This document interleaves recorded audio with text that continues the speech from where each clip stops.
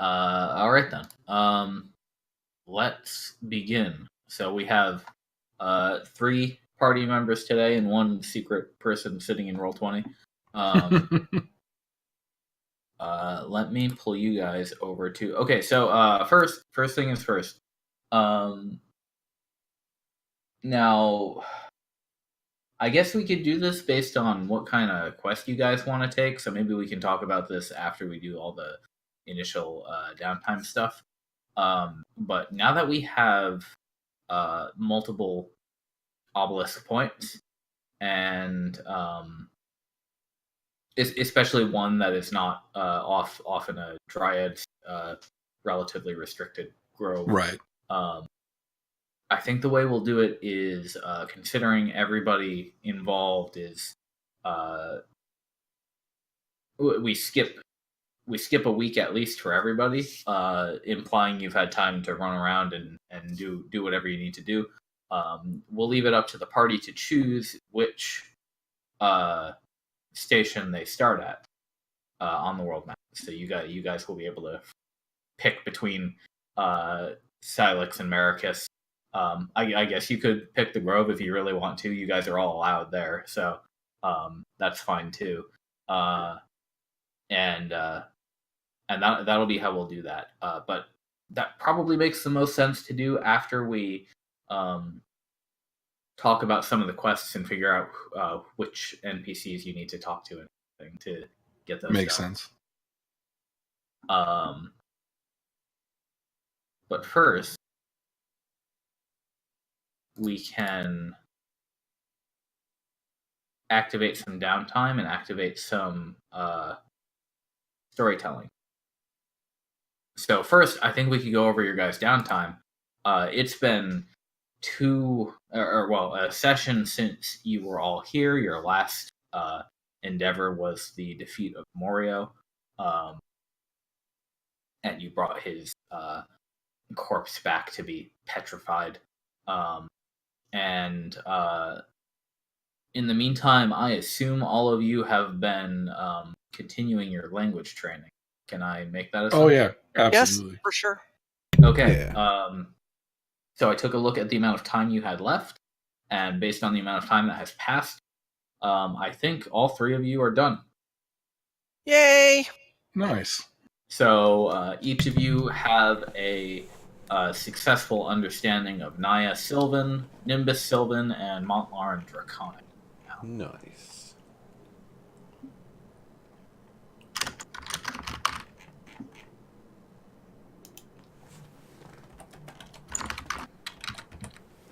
All right.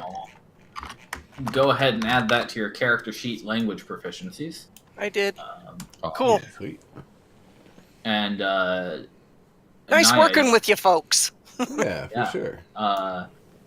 You guys have made use of that past several months, and Naia can chat with Ruby in its native tongue. Mont'larin can talk to dragons now. Useful skill. Indeed. Yeah, sometimes, for sure. And then... And I probably would have been intervening time. Using the rest of the time working on kind of advancing a little bit more. Kind of remembered the finer points of a couple spells and managed to add them to my spell book. And right, you've had a level up. Yep. One of them was the Dragon's Breath, which I understood theoretically, and basically it's a combination of the variability of chromatic orb combined with the area of Thunderwave that I've kind of figured out how to mix the two together to more or less get the desired effect. It comes out as a cone, obviously. It's a Dragon's Breath, but the most important part of it is that I actually was able to convince and do some training with Bedeth, who kind of feels like a badass after having gotten a chance to breathe thunder breath on a variety of different targets at the barracks. Yes, indeed. So we have a little bit of additional language and communication between us. Very quick sound or shorthand or other methods that kind of indicate where and how to attack. Oh, just for good measure, have you made sure those are working in your spell sheet? Oh, I just scrolled up a bunch. It looks like you have. Yeah, I added that, and then mirror image was the other one. Fantastic. Officially decided on. Mirror image is great. I'll click the long rest button, right? Yes, sir. All right. Yeah, everybody who has not clicked long rest since last time, go ahead and do that. And then just as a little tester there. Nice. Nice. Saving throw. Now that's It looks like the damage might be wrong. What is Shouldn't that say fire damage? No, it's actually. Oh, I see. I didn't read the text. I just got to it. Yeah. My bad. Variable. It's whatever is initially Acid, selected. cold, fire, lightning, or poison. That's pretty great. So not the one you said, not thunder, in fact. No, not thunder. You're right. It would have been lightning. Yeah, still a good variety. Yep, and that's 3d6. And then that is a touch spell, so you could technically cast that on anybody, right? That's correct. Anybody can get that cast upon them. And then just for my own knowledge, you could probably set it so that it includes this in the readout somewhere. Okay, so it's concentration for 1 minute. Yeah. Okay. But it's Nimbus's concentration, not whoever it's cast upon. Right. Yeah. I'll obviously have the usual methodology there. Cool. Okay. And where was I? I was gonna say something. Yeah. So in the intervening time, we have our fun backstory question for all of you. The question today is what's something you will never, ever not refuse to eat? You hate it.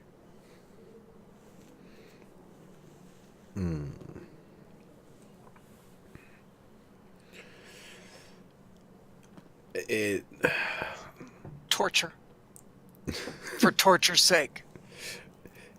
What? Wait, what? It's Torture. Yeah, no. You said something I would never do, right? No, it's something you would never eat. Oh, You hate to eat. eat. Oh, hell, Yeah. I don't know. It's a certain cuisine that comes from the elemental plane of Earth. My father brought it back thinking I would enjoy it, and I gotta say that is where our palates are different, because that was the most foul. You know how something fermented can sometimes taste like rot or like some festering part of the body or something. This was like the dirt, clay, mud equivalent. Like, I don't know how the leaves of this plant could taste like a torrent of mud just got poured in my throat.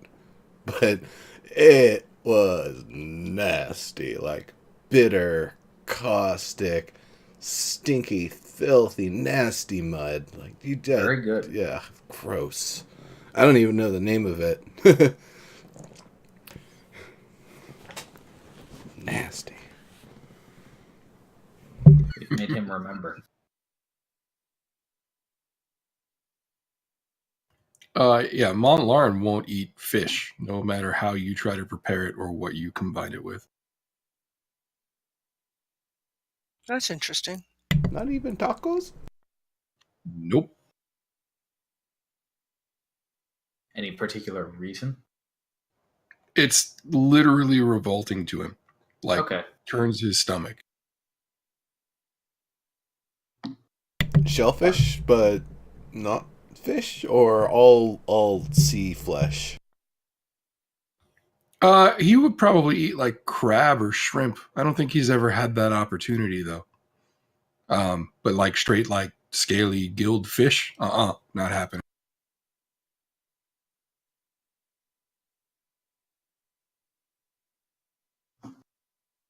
Okay.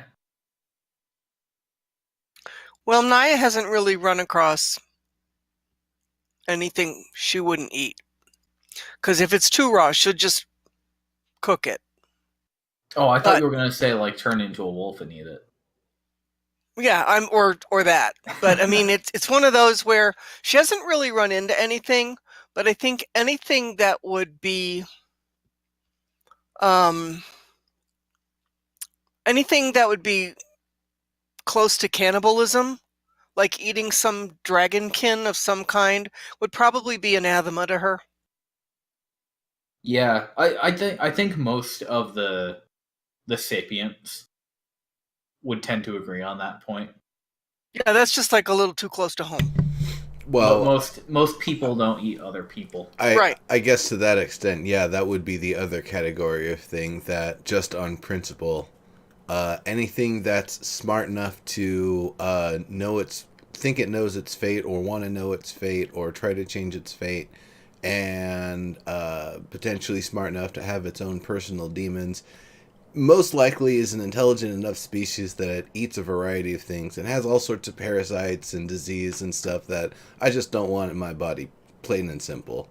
So that's yeah, I'm not gonna say everybody's diseased and parasite ridden in terms of like culinary flesh, but yeah, that's kind of how Nimbus views everybody. It's if you're smart enough to be able to have a conversation without me using beast speech, chances are I'm not gonna want to eat you.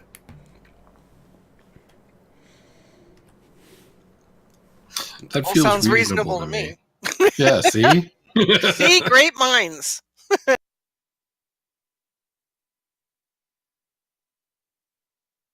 Fish, Thank though, you, huh? everyone. That's interesting. Yep.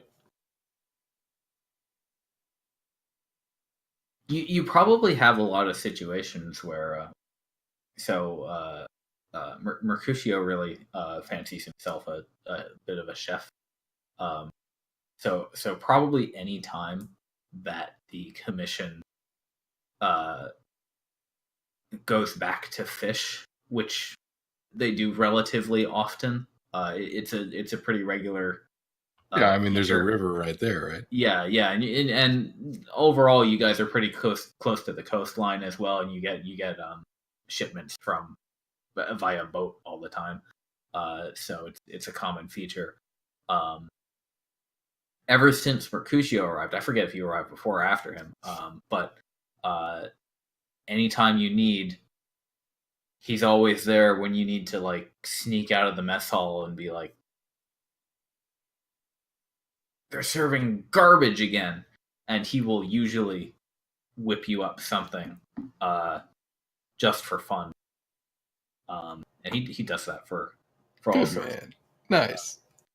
Yeah, that's a cool thing. He has this idea of turning the little general supply shop into a eatery combo. He thinks it would. He thinks if he could do it, it would raise morale for the whole commission. Get a real like tavern sort of situation going on. Starbucks Right. tea.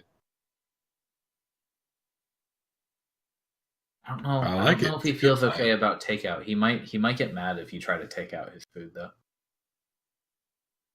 He seems like the sort of person who would want to see you eat it. You know That's what? just not how it's done. I gotcha. Yeah. That actually sounds like an incredibly lucrative business opportunity for Alvastaver. He's always changing the flavor of things with this magic. He could actually just curate that and do Alvastaver's magic tasting bar. Yeah. just take plain old bread and make it taste like various things, and I guess based on feedback, change the magic so it tastes differently until he gets the most optimal tasting whatever in bread form. Whatever you want. Then I guess the problem that you're just going to have everything with the texture of bread, so they vary on the texture. It's a whole thing, but I think that's the sort of thing that would keep Alvastaver out of the alleged gambling ring issues that may or may not have happened in the past.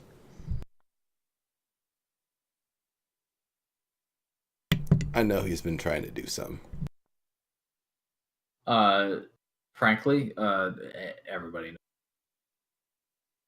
Yeah, that's true. I guess everybody does. It's kind of a small group.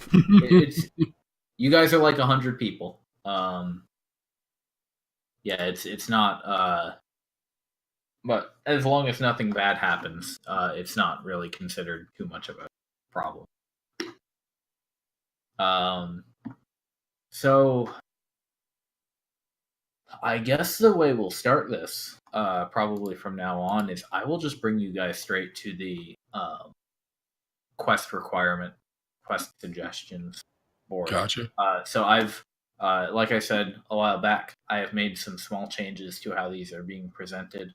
They're a little gamified in the interest of providing you guys some context for party size and scaling stuff, so that we can ensure everybody's interacting with an event they want to do, which will allow me to do like solo game stuff, like I did on Sunday. So that in mind, here we go. Aw, the handwritten ones are gone. I apologize. It's just a little bit easier when I know. be so many of them now. So what do the stars mean? Stars will you can just consider the stars to indicate relative difficulty, or Difficulty or number of players? Those are kind of those are basically synonymous. Okay. As far as D&D goes, although I wouldn't say difficulty, I would say perhaps a risk level.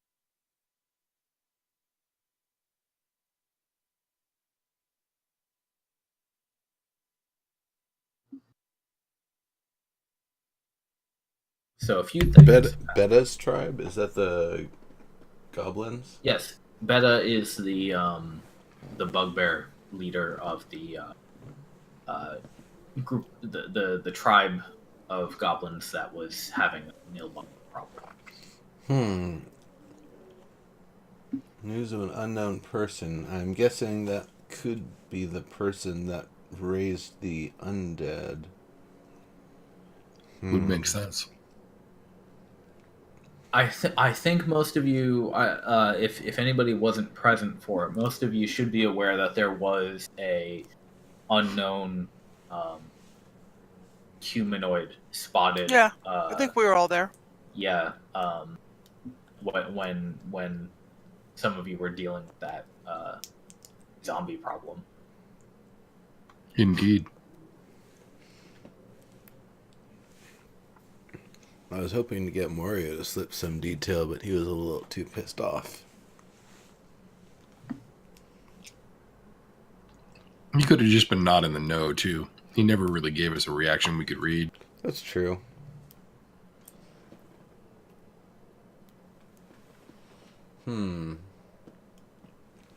We could take care of his lair, though. I know we're close to being able to get the obelisk up there. It's the right. You do know that last Redshift break, a couple of people were able to actually find some of the stuff used in the construction of the obelisks out here in the Redshift zone. It's a pretty uncommon material. It's useful for the type of magic that is utilized here, and kind of a weird thing, because it's like a gemstone that grows around a core piece. When you take the core piece out of it from its roots, the whole rest of it just kind of dies. But as long as you have the core piece, then it still works as a focus. Interesting. So, what that means is pending making the layer safe, Morioh's little housekeep area, and ensuring that that teleportation circle is made inert in whatever way, then the commission will be able to move in there as soon as they can get the rest of the materials needed to make that obelisk.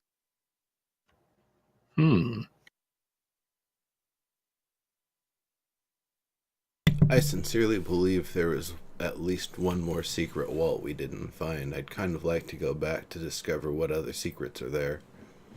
I'd like to do that too. Yeah, I think that'd be good. I'm also looking for any evidence of Tilda.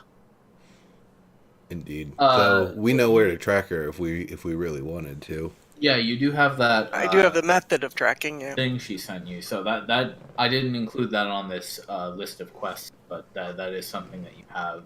And right, but it would put us further north in the area where we kind of need to go if we're going to take that. Well, looking at it from Fort Maricus, and Keep Silex, it actually seems to go east from there. Yeah, it would actually, I think, be easier if we started from the Bloom, because that puts us as far east as possible.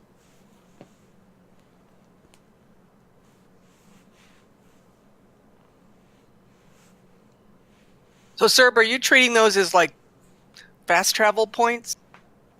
It essentially what we are assuming is that in the previous week's Redshift clear, your party would have collectively decided to visit this whichever starting point you're starting at this time before the Redshift down travel. Okay. So if you decide that, in the previous downtime you wanted to be at the Obelisk Bloom, then we will say so be it.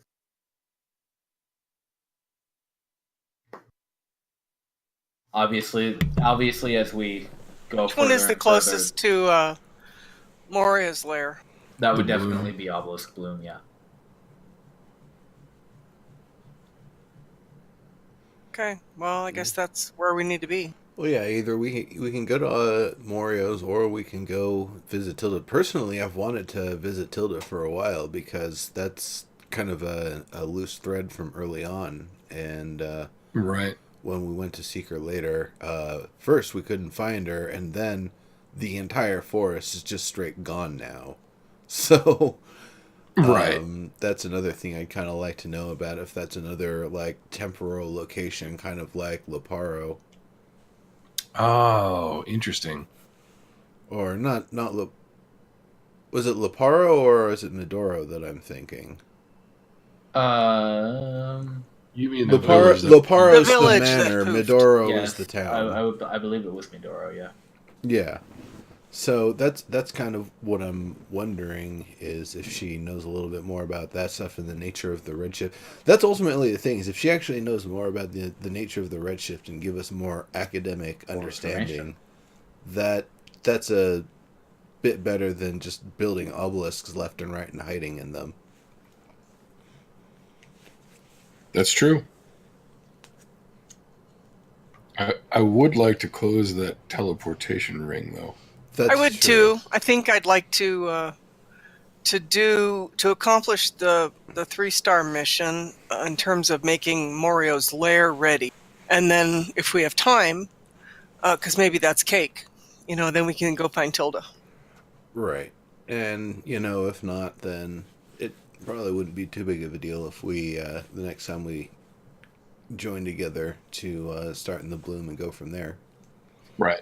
But yeah, the Morioh story arc, as it were, has been kind of an interesting one, so it would be nice to put it to a close of sorts for the moment.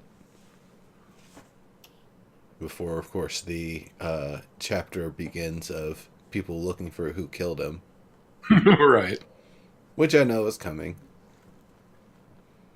Could be when we're visiting. Oh no.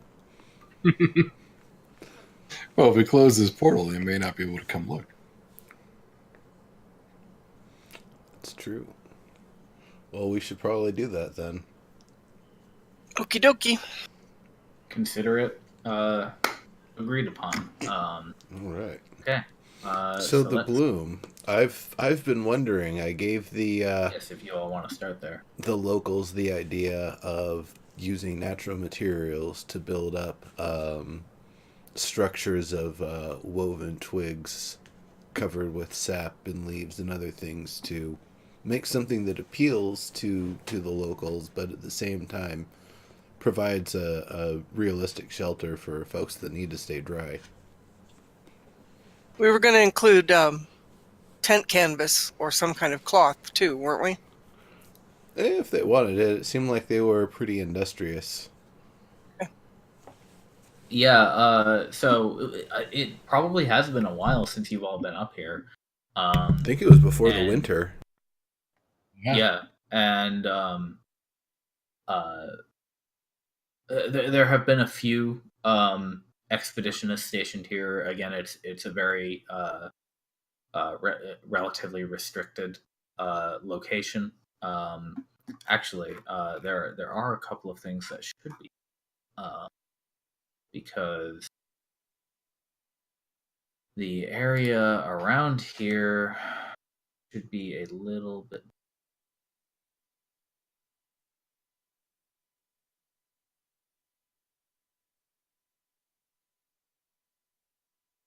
Whee!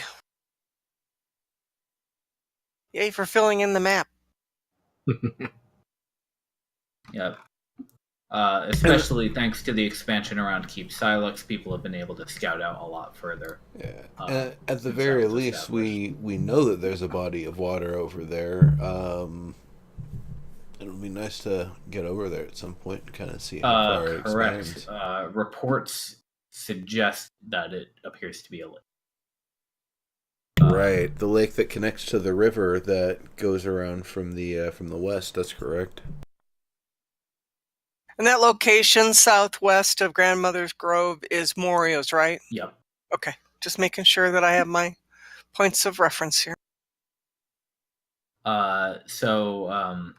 Yeah, it's been it has been some time since you've been here, and in that time,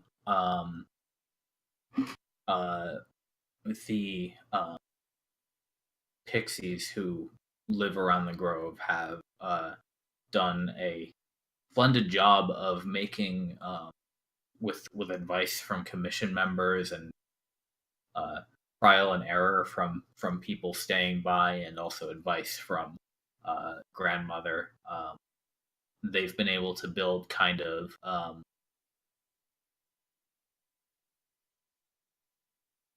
it's a lot of naturally grown stuff built in between and into trees and bushes and things. Usually no bigger than a tent. It took some time before they really got the idea of like what kind of scale humanoids need to have shelter compared to a pixie. But basically, there's enough setup here. There's enough structure here that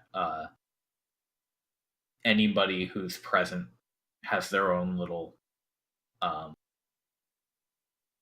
leafy tent for them to enjoy. Nice. Nice.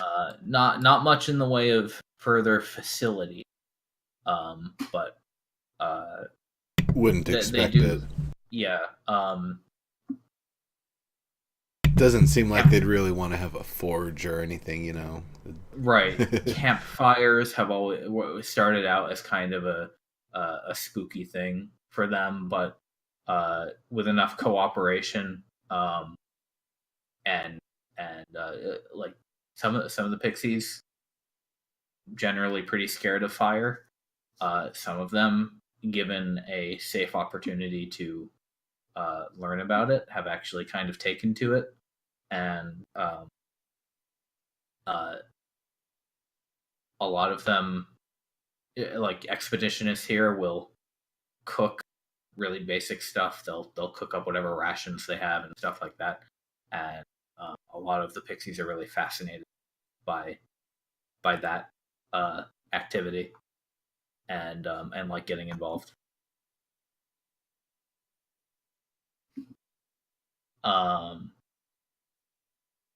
So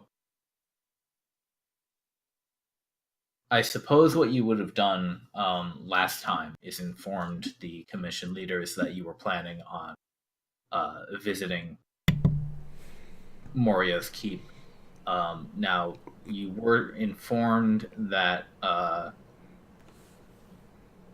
nobody has reported whether the flameskull was properly destroyed, and it certainly wasn't included in Morioh's attack on Keep Silex. So the assumption the leaders are making is that it's still in there somewhere. Right. So I would expect that we would have come with a flask of holy water as well as Morio's signet ring. Yeah, at least. Right. Flask of holy water and what? Morio's signet ring. Okay. Now, actually getting the holy water is something that's a little challenging. You do have a cleric in the commission who can create holy water for you, but that's a ritual that requires powdered silver, to be consumed as part of it. Big old pile of powdered silver. Do you have any thoughts on how you might have come across that material? We've known long in advance that we'll have to take care of it, so we probably would have ordered that a long time ago. Okay. In that case... Yeah, I was going to say, we've even actually talked about it before. In that case, please decide among you who is going to spend the 25 gold for that. And then you will collectively have... I'll chip in for that. That's not covered by commission materials? I've got it. I'm not even worried about it. Oh, okay. I'll split it with you. I mean, I figured that would be provided due to the nature of the task. I mean, the only way to do it cheaper is if Van came with us and blasted it with anti-magic.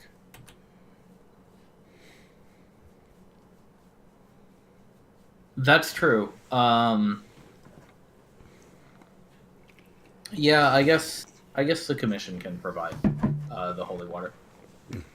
Cool. Nice save. At least the materials, so that your local cleric can create a couple of vials for the commission in general.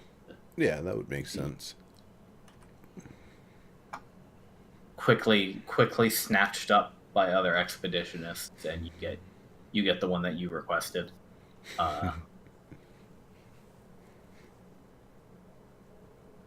So whoever wants to carry that has one vial of that now. You want to do the honors now? Yeah, I'll hold on to it. I mean, I figure in a worst case, you could give it to Badath to drop on him. Well, it's only going to work when it's in a down state. If we just pour it on that's right. Yeah, good point. It'll probably evaporate before it actually hits it. Yep, fair. All right, then. Are we ready to go? Holy vapor. One more thing that I meant to do, forgot to do, going to do now.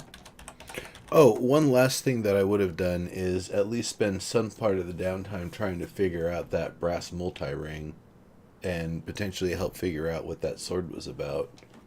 Sure. Well, Aranias has the sword, so we'll wait for her to be present for that Right. to be a thing. But yeah, what would you have done with the brass ring? As far as investigating it goes, so talking in game mechanic-y terms of attunement, um, uh, trying to attune to it doesn't get you anything. Right. So it doesn't seem like it's something that you can and that's kind of what I expected, magically considering link to. Yeah, it was being held by the creature and not by Morioh. So I figure it was more of a focus than something that I specifically attuned to. It would have been probably one going through whatever the library has, specifically looking about elementals and conjuration. And two, just I guess talking with Dex about it and seeing if he had any ideas on ways to experiment with it to try to figure out if we can get some smaller effect, like if he was able to conjure elementals and try to turn it into a big one or something. Okay. Why don't you give me an Arcana roll? All right.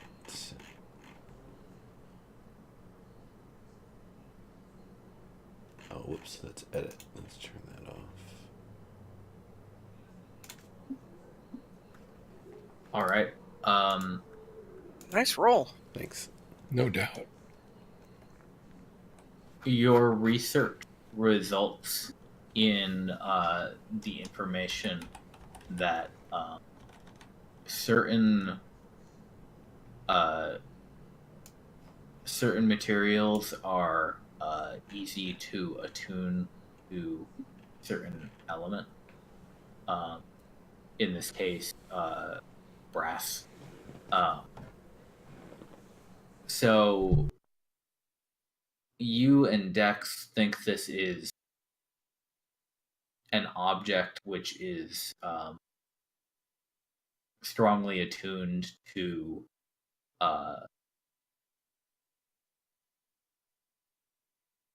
you would say volcanic energy, Okay. earth and fire, which you believe is why it was able to be used to essentially combine three methods into one large method.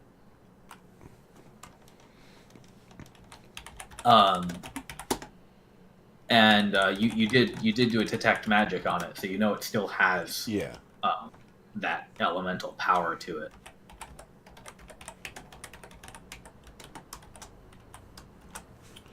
Gotcha. Well, when I go back and visit my family back home, they might be able to help me figure out a better way to use this, or perhaps one of them can use it in exchange for something I could make a little bit better use of.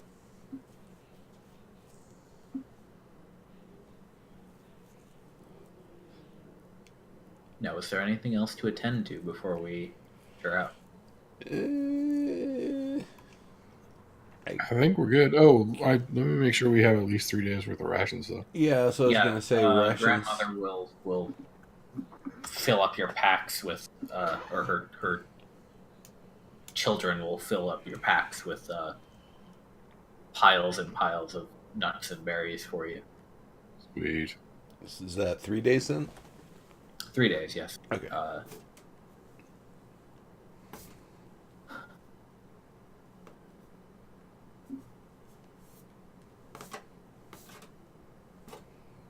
And looks like you'll be able to get there in a day, so yeah. You guys basically know the way from here. Alright. Though, out of safety, I'd rather not go as the crow flies. Could uncover a hex, man. Yeah. Could get a little scouting along the way, as well as not revealing where we're approaching from. Should anybody be watching us when we leave? That is true. I'm thinking we start by going there, and kind of come Gotcha. down from the north. Yep, that makes sense to me. All right. It'll take slightly more than a day, but we should be fine. I'm fine with that. It's not going anywhere. Yeah, exactly.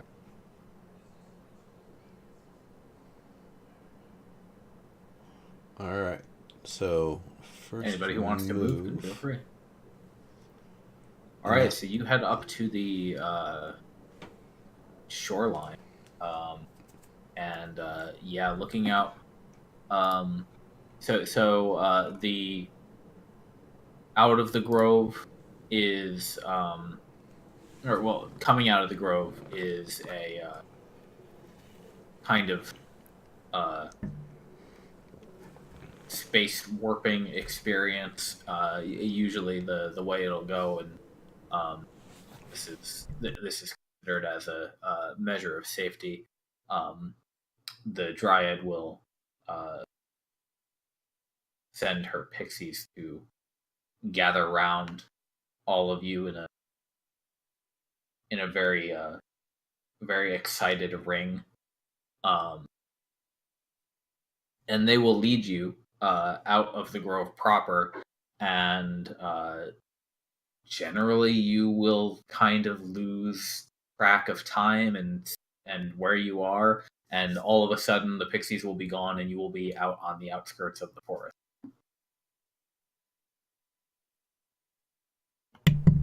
Gotcha. One day I'll Did have Ruby to learn to... did Ruby elect to stay in the grove?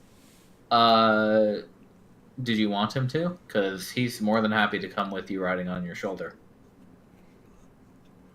could be fireballs ahead. Yeah, we don't know what we're gonna encounter at Morioh, so it's probably smart for him to stay in the grove and hang out. Okay, he'll play with the pixies then. Okay. Yeah, one day I'll have to learn how to navigate in and out of there without their assistance. Not to spite them or anything, but as a personal matter, I'm probably going to face much more challenging labyrinths in the elemental plane of Earth. So, looking out over the lake is relatively placid on a clear day. You do see one notable thing way off in the distance. There is... Thank you. It's driving me crazy. what you can make out as a most likely a island out there. Neat. We'll even give you this one too. You can't see the far shore, but you can see that the shoreline kind of bends around, going north, both to your east and your west. Right.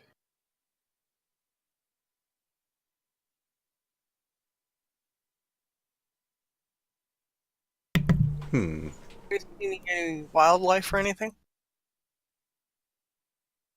I mean, close to the grove, I would kind of expect it to be pretty quiet. there's actually a lot of wildlife in this forest. The Dryad keeps it safe and secure, and even though the obelisk bloom has helped her deal with this, she does still, if she encounters, or if her pixies encounter creatures that have been shifted in a way that harms them or causes them pain, she is still in the habit of taking that from them, healing. Sure.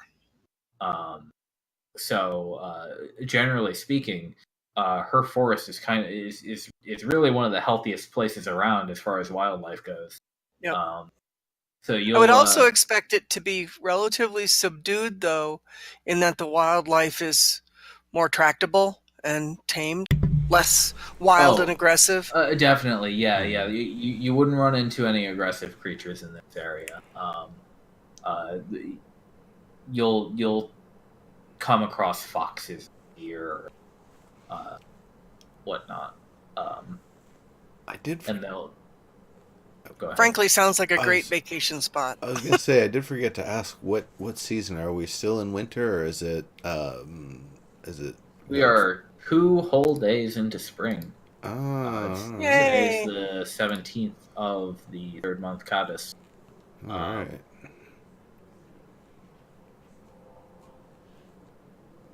So, for the most part, the winter has ceased, and you guys have most of a year before it comes back in torment. So now we have to deal with potential steel rain. Maybe. Like they said, it's only happened the one time. Mm. Well, then Nimbus is 31. Indeed, he is.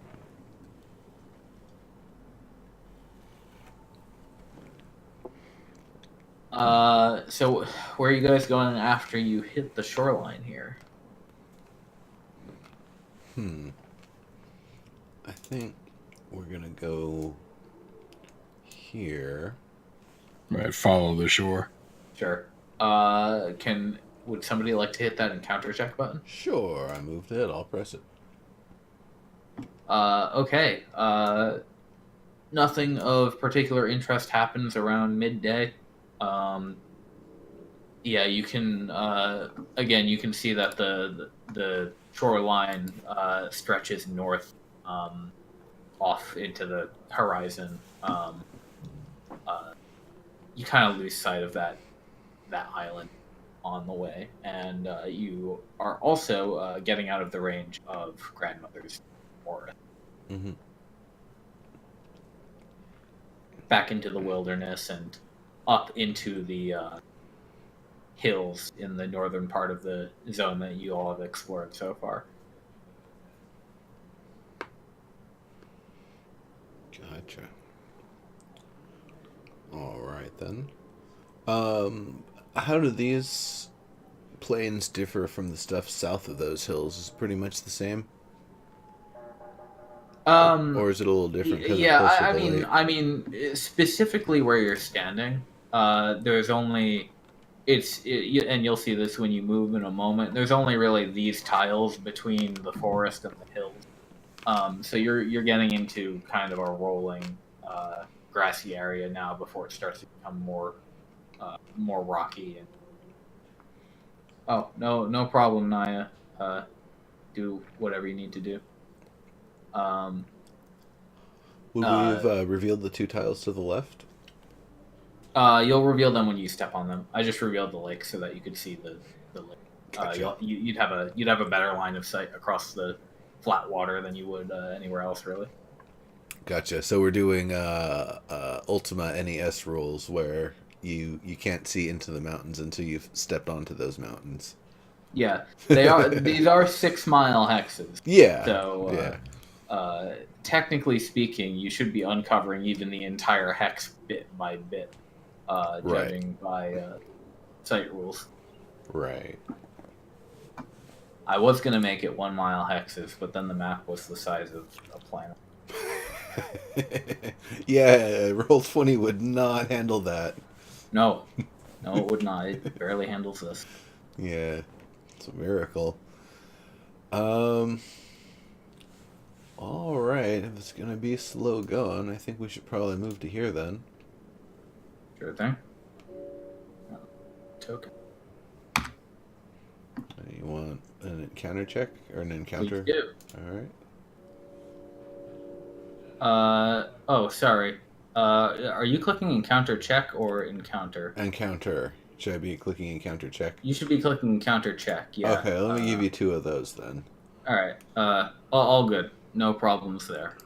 Okay. So, you guys make it up into the hills. So you're not too familiar with this region, but it's kind of you have a general idea that Morioh's keep is south of you.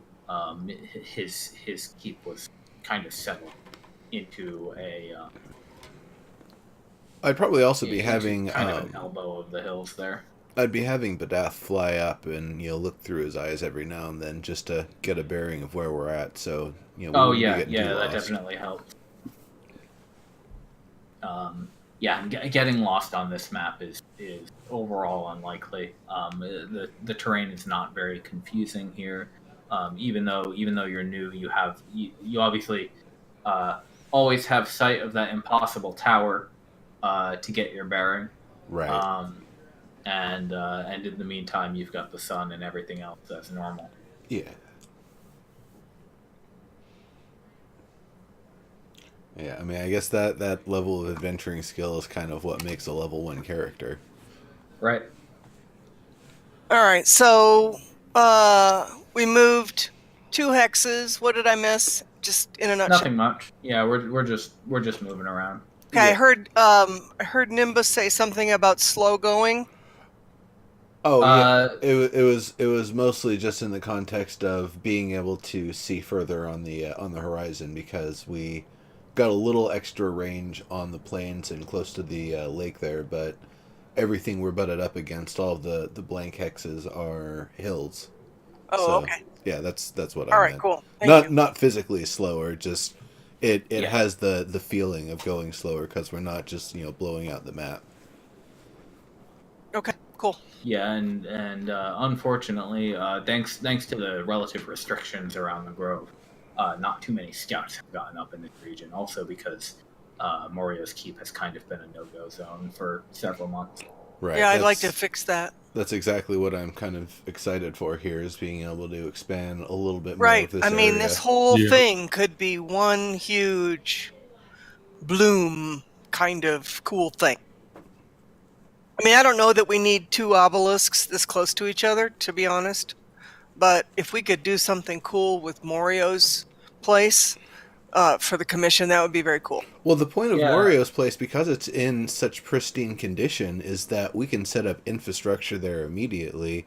Anything Right. that we either don't have the room for or want to have more than one location for, it'd be Sure. the most ideal. Crafting. Yeah, it's NPCs. relatively small, all things considered. But I mean, so is Fort Maricus, and obviously Keep Silex is like. Right, but I mean, this 50 would foot be square. a place outside of the grove where we could have things like a forge and Yeah. get crafting done and have NPCs, and they're sheltered. They're close enough to the Yeah. bloom. So yeah. Shall we make our way down there? Huh? Let's do that. Yeah. All right, we've got one more hex to go. All right.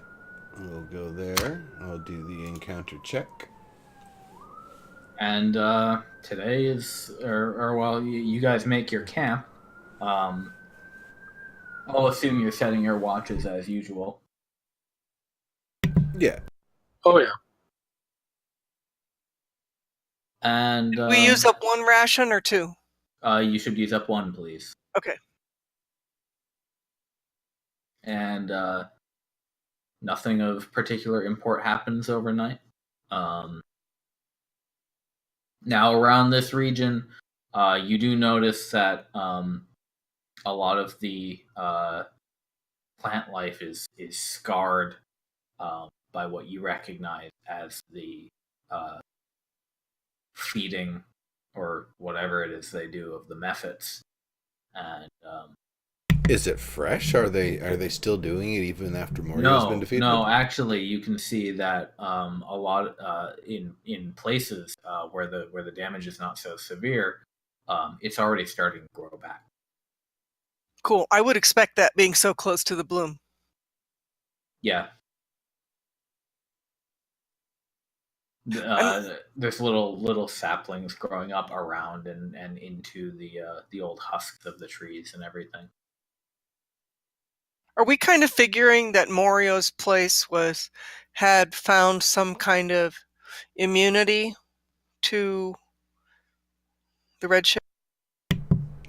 Well, We'll have to see when we get never, there. according to at least according to all of the scouts that were watching his keep in during between Redshift, it never seemed like he. Obviously, there was a time difference in getting all the way to his keep and getting back before the Redshift happened, but he would always be back at his keep before the Redshift started, and sometimes he would not be there even during the time when the Redshift was down. So it seems from that analysis that he was using this site as kind of like a visitation outpost. Right. I mean, it might have its own version of obelisk protecting it, where we don't have to spend the resources to create an obelisk. It I gotta say, it was pretty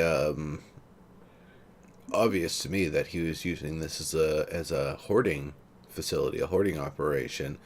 Get a whole bunch of mephits, send them out to go find loot in different places. That's all they were doing. They were looking for loot. When they had attacked The one first of time us, you saw a bunch of them, they did in fact take a whole bunch of loot. yeah, I mean, Yeah. we'd seen them carrying loot in the wild. They talked about, I think it was silver in particular that they were after, but I would imagine any loot would be worthwhile. Are there some spells besides holy water that need silver? Oh yeah, Particularly? loads of magic uses silver, but Okay. from the ones that were obviously you had the ones that robbed the Loparo Manor and almost dragged away Amber Green and Alvis Tavern. They were collectively dragging up just a sack laden with coins. There was that group that were seemed like they were kind of squabbling over that one marble that turned out to be a spell that Nimbus obtained and unraveled. There were some that people had found as a random encounter in the wild, and one of them, didn't somebody get knocked down or knocked unconscious, and then their stuff rifled through, and some arrow got eaten and spat upon people? I don't think anybody got knocked unconscious in that one, but I think one of them was carrying a piece of shiny-looking stuff and ran away. If Yeah. I'm remembering that of it. How did somebody get an arrow stolen from? That's what I'm trying to remember. Somebody got an arrow stolen. Remember, it was, so they had an arrow stolen from them, it was eaten and then spewed as the next magma breath. I honestly don't remember. That might have been the same fight, though. I'm pretty sure it was. I'll have to go back in the records for that one. That one's definitely on video. But yeah, they're looters. He's here to loot. Case, that was the MO that I gathered. They're collecting treasure, or they were. So, yeah, I always kind of felt like his manor was like a hunting lodge, so to speak. right. And teleportation focus. So, I think that's just how he got there from wherever it is he lives most of the time. right, okay, that makes sense. So, this close to his lodge, we would normally see activity of mephits. Is there anything?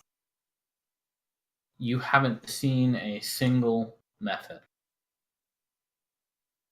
Okay. How far are we from his house? Roughly 6 miles. So, when you guys break camp, you'll be able to get there sometime in the morning. I'm just wondering about sending out Badath on a scouting mission, but I don't know how far he can go without getting overly tired.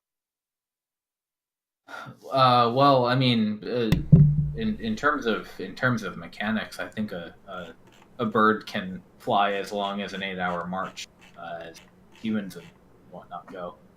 So if Badath is a lot faster than you could always send him ahead. But obviously Nimbus has to be within 100 feet Right. to get the mental connection. Yeah, that's the most important part. Is it would be a range of 100 feet, not like 6 miles. Ah, okay. Good Like to know. he could go 6 miles and then come back and try to psychically communicate, to me in some way. But it's not like I would actually be able to see it for myself. Yeah, Okay. you don't get like his memories, do you, when you get the connection? No, just whatever the average owl's bird brain would be able to communicate if it was able to Yeah. telepathically communicate. Angry chirp means lots of enemies, and excited chirp means no enemy. There you go. The secret Serb's is version of chirp tweet. the secret is that angry and excited are the same chirp. At least that's true for my friend's bird. All right. Well, I will take the first watch if we are overnighting here. Sure. Do I need to roll? You do not. The night passes uneventfully. You guys are able to make your plans, discuss the nature of the method Cool. peacefully.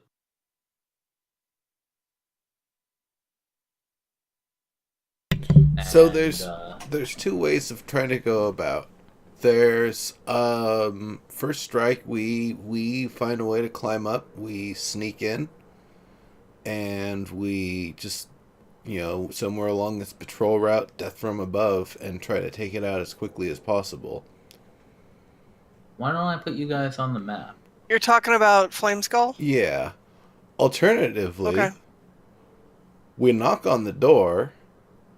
Don't barge in. Show them the signet ring and tell them we're here that Morioh sent us to have a meeting about the damage we've incurred, and see if we can just gain access to the place peacefully, and then of course set up an ambush that way. Either way, I feel like we're gonna have to ambush this thing. It's not gonna be a as the fighters would say, an honorable toe-to-toe fight. We're going to need to do as much damage as we can as quickly as we can. Would you like me to place you guys on the north section of this? Yeah, that would make sense. All right, let's do it. I'll put you on the top left right now. Okay. Naia, I don't know why you're tiny every time. Same size as Mont'larin. My token. I that's what it looks I already resized you though. It Oh, comes okay. in tiny every time I bring it in. Like Badath tiny? Even smaller. Wow. There we go though. Just as a precaution, and of course to keep up appearances when it matters.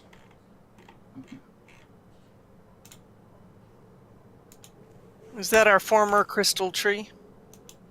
Yeah, that's in there. Still very much exploded. All right, mage armor's on. Are Good work. flameskulls like bound? Yeah, so they're servants. Basically. They are servants. You know that. From what I recalled in discussing it with Dex, they're a wizard who, willingly or otherwise, became bound in servitude to whomever, to whatever purpose. I don't believe Morioh was powerful enough to create a flame skull, but one was certainly assigned to him. Okay, so our assumption is it wasn't bound to Morioh. Because I was going to say, maybe there's a scenario where we knock on the door and go, hey, I don't know if you noticed, but you're free now. We could... Oh, Naia really likes that. We could try that. I just don't know if it understands what free is, or... Again, if we're assuming that Morioh isn't actually what... You do also know they are undead. Undeads tend to have Undeads tend to have a certain worldview. Just all things Right. considered. So, but It's kind of in the range of brains first, questions later. Well, I mean, he Depends might how respond smart the to individual "you're undead free" is. by deciding he wants to destroy everything around. true, and that wouldn't really help us either. No. So what did it do last time? It used a fireball that was rightly powerful. We should definitely stay spread apart on account of that. Yep. Wait a second. They took out the Mont'larin, crystal tree. Mont'larin, your training, you can kind of lock it down, can't you? You can nullify its power temporarily, can't you? No, I do not possess that skill. No?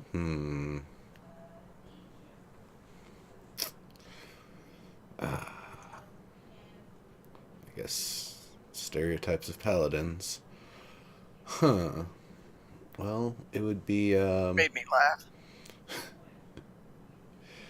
it would be an interesting sort of thing. What do you have that you can safely attack from range with, or would you plan to fight it toe to toe? Oh, that's kind of what I do. I don't really have abilities that would allow me to fight at range. I have a jar of ball bearings. Well, you're kind of the tank, right? Tanky type. Yeah, I was just gonna put this here shield between me and it, and do what I do. All right. Okay. It's it does have Tank, heals, DPS. We have the trilogy here. It was the fireballs. It had the ability to blur itself to make itself more difficult to hit, though, for something that strikes an area that doesn't really seem to matter much. I have that skill now myself, so. Oh, well, that could be useful. I can, if need be, make mirrors of myself to confuse it, but I don't know how effective that'll be against a fireball. And Yeah, if I can hit it, I can hurt it. And it had magic missiles. Yeah, I'm trying to think what was successful the last time, and I believe it was the crossbow at range. You guys also recall it fire is quite ineffective. Right. Right.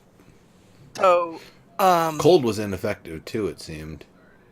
Ambergreen's crossbow was quite effective, but then when it did its explosion thing, it took out 2 or 3 of us at once. So we do need to stay pretty far apart, but I don't know how far apart. Pretty far apart. I would imagine a good 30 or 40 feet apart at the least. Okay. Really spreading out. Obviously that means providing aid would be difficult, so if you're kind of in the middle of sorts of where we set up, I know you're... I'm going to toss out a healing spirit, and you guys can just go stand in it when you can. Okay. I mean, it'll take a little while to cover that sort of distance if we need to. I would imagine if you just put the healing spirit on wherever Mont'larin's standing, right. that would help him fight toe to toe. Now, when we That's first true. encountered the flameskull, weren't we coming from the front door and it was through the locked door to the right? Yeah, but that was because it was part of its patrol path. I think we even waved it down. If we were to climb on the roof and attack down from there, I think that would give us a potentially better approach. Yeah, I'm just not seeing a doorway. I remember it came through through a doorway. It's also I'm not worth actually noting seeing... that the pally named Mont'larin's only got one arm. That's true. I mean, there is this window over here. We could always... try...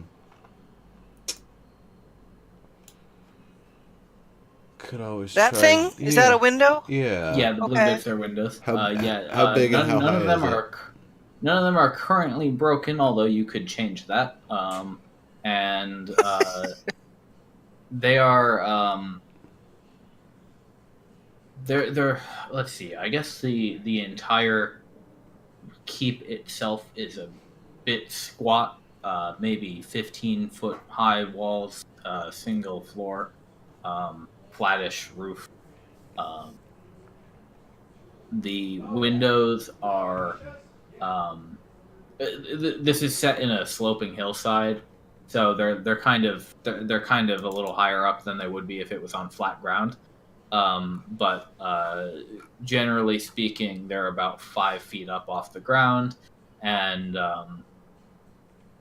5 feet tall windows. So they let in a lot of light. Okay. Before we go any further, perhaps we should stay a little further out of sight, and I'll see if I can just have Badath. Yeah, you don't have to worry about moving your tokens or anything. We'll just consider you guys scouting from the hillside nearby. So I would be using Badath from like the rooftop from a kind of inconspicuous location, just seeing if I can spot the patrol paths of the flameskull if it's even around. Okay, where would you like to send the roof Badath approximately here. Okay, got it. Now, do keep in mind that you can't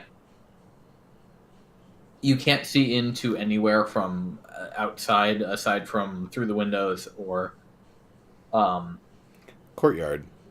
Into the courtyard, right? Yeah. So if the flameskull was like wandering around up here, Badath wouldn't be able to see it from outside. Right. Yeah, no, that's not what I was mostly looking for the courtyard and where I don't know how tall is Mont'larin and Nimbus. Naia can see into a 5-foot off the ground window. Yeah, I'm 6 feet tall. Okay, Nimbus there we go. Is 5'10", so yeah, we'd be able to do that too. Okay, cool. Yeah, you guys are kind of looking down on this keep from the hill anyway, so you all have a pretty good view of what's going on. So Nimbus Badath, you will occasionally see the flameskull kind of you recall that it patrolled the courtyard halls last time. Yeah. And Badath can see it doing that, but it's doing it in a much less enthusiastic way. Actually, would you like to make me an insight check? You can use your own stats because you're looking through his eyes. Have you guys cleared this entire map? Because I sure have not. I think they might have. No, we've got a question mark shape. Oh, okay, that's what I've got. All right.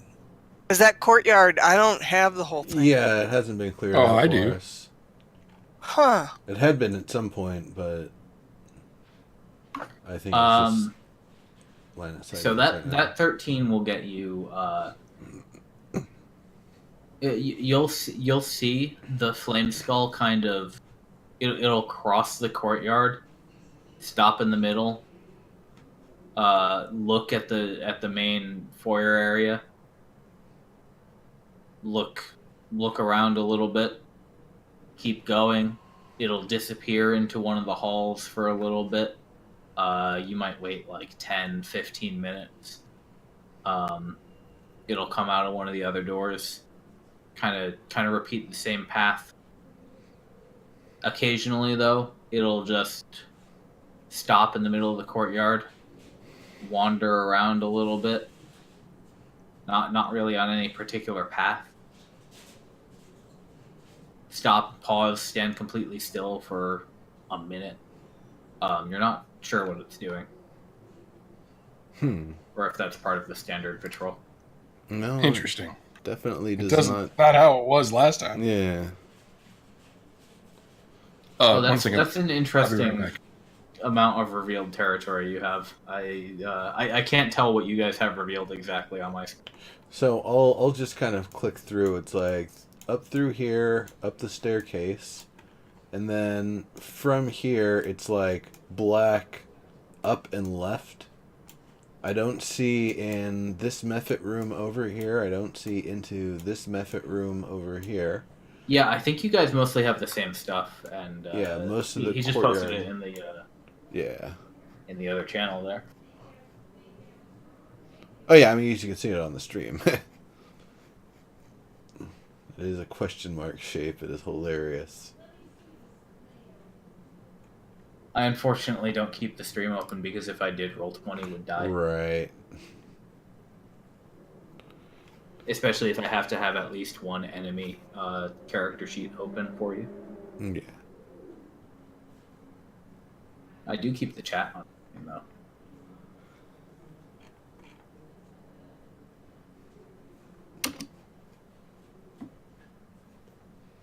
So yeah, you have Badath watch this thing for the better part of a half hour or so. I don't. It's hard to discern a pattern. Yeah. Well, we did confirm that the flameskull is still here. It is still here. But I'm not seeing any other methods. There is a distinct lack of elementals, yes. Well, the mephits weren't out and about. They were all kind of contained in their various elemental rooms. Does Badath go south at all at any point during this scout? Yeah, I mean, if it's safe, I've probably, moved around to a few different positions. If Badath looks at the front door at all, you will notice that the front door is kind of like hanging off its hinges. That's new. And you see evidence of an explosion. That wasn't like that. We didn't leave it that way. You did not. No, it probably exploded someone or something else that was trying to get in here. Interesting. Yeah.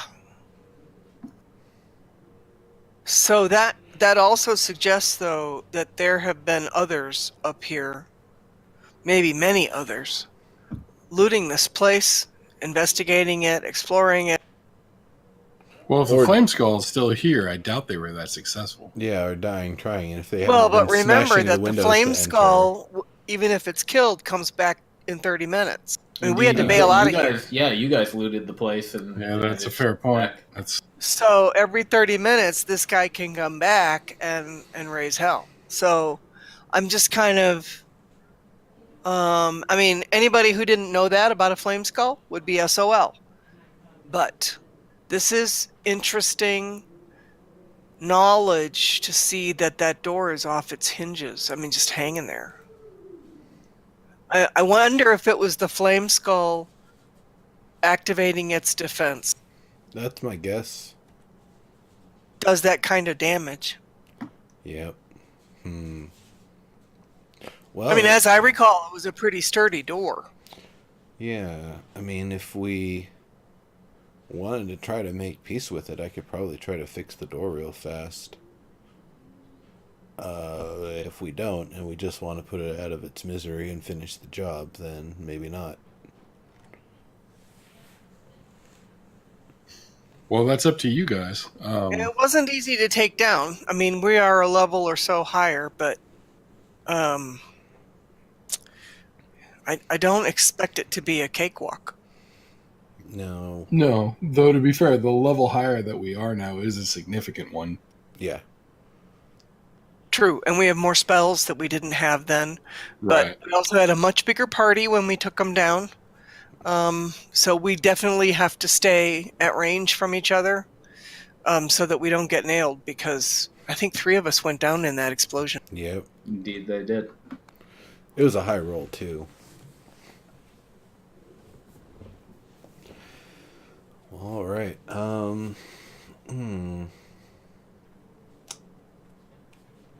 Well, we know approximately where its timing is if we want to take up positions to attack in the courtyard, we could do so such that as it comes through the door, Mont'larin can take a position such that me and Badath can rain down attacks that strike an area safely. And Naia, you're going to be using ranged attacks as well, or are you going to be getting in a little closer? I guess you're going to need to stay a little further away if we're going to be maintaining distance. I've got...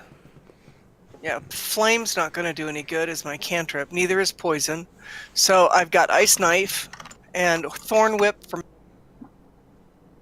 and a thunder wave. Otherwise, it's heals and defensive skills. Might be better to focus on the defensive side of things then. Yeah, so I'll put up a healing spirit once we have some idea of where the battle is going to actually take place, and I'll put it on pretty much on top of Mont'larin.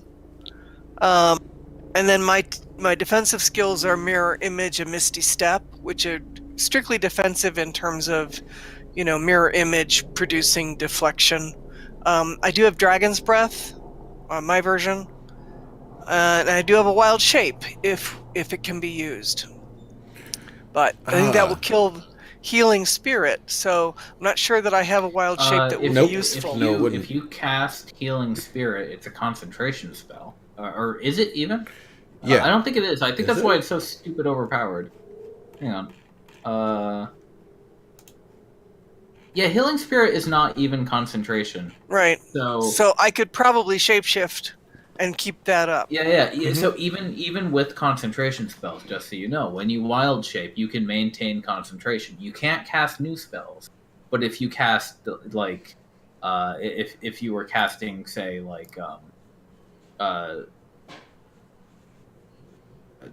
don't know. If you cast, you don't have any prepared ones that like Ice Knife, Thunder Wave. Ice Knife is not concentration. Anything with concentration, if you cast it and then wild shape, you get to keep it. Oh, Mirror Image. There you go.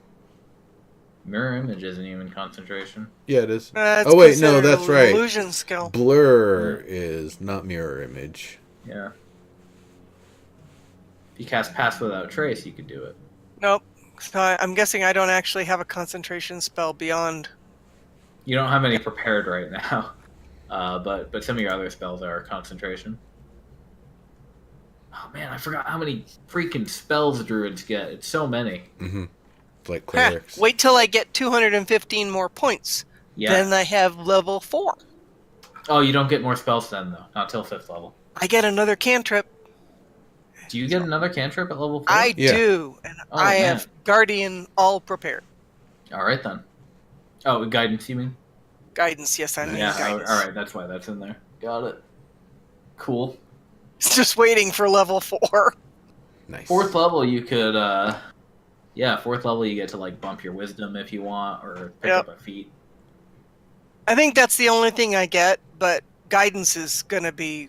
Yeah, most classes don't get too much at 4th level. You will get some more prepared spells, too, though, so you'll be able to prepare more of them.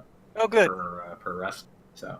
Yeah, it's been interesting having to choose which thing. Yeah, that's a big thing for druids and cleric. So many options, so little options.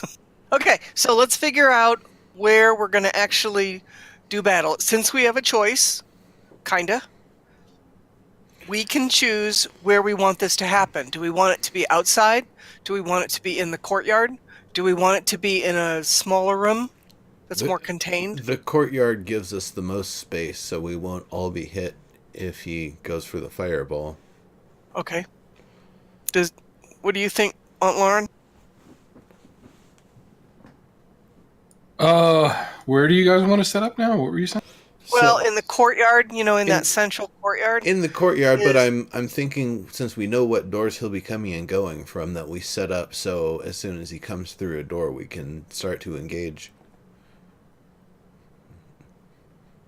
I mean, we have the advantage of knowing that we're here, and we can choose where to have this Right. If I get to hit him before he gets to hit me, that would be great. Sure. Yeah, That would be optimal. that would be super cool. So so that means we need to track him though, so that we can get into place in the courtyard and then wait for him. Whatever. Well, yeah, I mean, I can just kind of use what we know about the patterns and coordinate with Badath, basically. Okay. We can get exactly where we want while it's in the upper parts of its patrol. I guess my kind of nagging question is, where did the flameskull come outside to nail that crystal tree? Where is the door to outside? Oh, they're Otherwise, all the way on the edges here. These are pathways here. This isn't a room. These are columns. Correct. Yeah, they're kind of overhang. right, but that suggests that the Oh. flameskull's padding around on the inside of the house. How did it get outside to where we're standing over by the crystal tree? Where's that door? Oh, this is the door. It was either that door or this door. Yeah. One of those So two. there are 5 doors into the courtyard that you remember. There's one each north and south side of those hallways. There's the one in the middle, obviously, and that's all of them. And then as far as other entryways, you've got the broken window into Morioh's room. Badath was able to see that has since been repaired. Okay, so he basically did his patrol on the interior of the house, and we taunted him outside, or he came outside as part of his patrol? You guys kind of just bumbled into his patrol, basically, as he was coming outside. Okay. He did get stopped at a locked door that you guys locked. Right. And we actually stepped into the courtyard with the intent of trying to communicate with it. That's how we ended up in a fight. Yep. Right, but that fight was not in the courtyard. It was out here where we're standing. No, it was in the courtyard. No, it was in the courtyard. Oh, okay, never mind. Yeah. So the crystal tree was in the courtyard, not outside where we are standing. Correct. Yeah. Okay, that was my basic that's the premise that was broken- wrong. Busted up thing there. Okay, that makes a lot more Actually, sense. do I still have I might still Thank have you. the old map on here. Hang on. Well, and it makes sense what that white I thing know. is, because I wondered what that was. It kind of looks like a stump. Yep, it is. Yep. Okay, I thought we were outside at this tree. That Yeah, explains no, everything. No, Just you're the all- you're all- courtyard was open, yeah, so it was open to the sky. Okay. My faulty Yeah, memory. Thank you all. Technically, you can't see in there right now, but you know now. Okay, cool.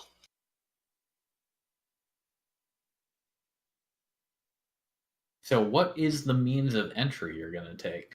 I recommend we go through the front door.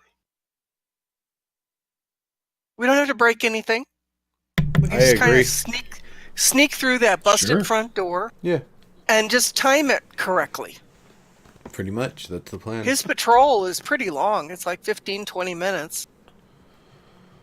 Yeah. Okay then. Shall I move you all down to the stairs then? Yeah. All right. Sure. Whoop. Actually, do you want me to have Badath still up on the roof somewhere? Yeah, because he's gonna be getting All right, involved. so we'll put him up there, I guess. Can you still see from him? I couldn't He's actually right up. see from He's him right up here. to begin with. Oh, you couldn't? No, I just kind of see a corner of the inside of a room. Don't you have Oh, that's probably because he's in a wall. Here, just put him out here. Now you should be able to see. Yeah, much better. Okay. Yeah. So there you guys go, and you are technically within 100, not quite. So you know what? We'll have to put Badath over here, maybe on top of this roof or something. Yeah, for the moment while we're over here. Yep. Are there any skylights or anything in the roof?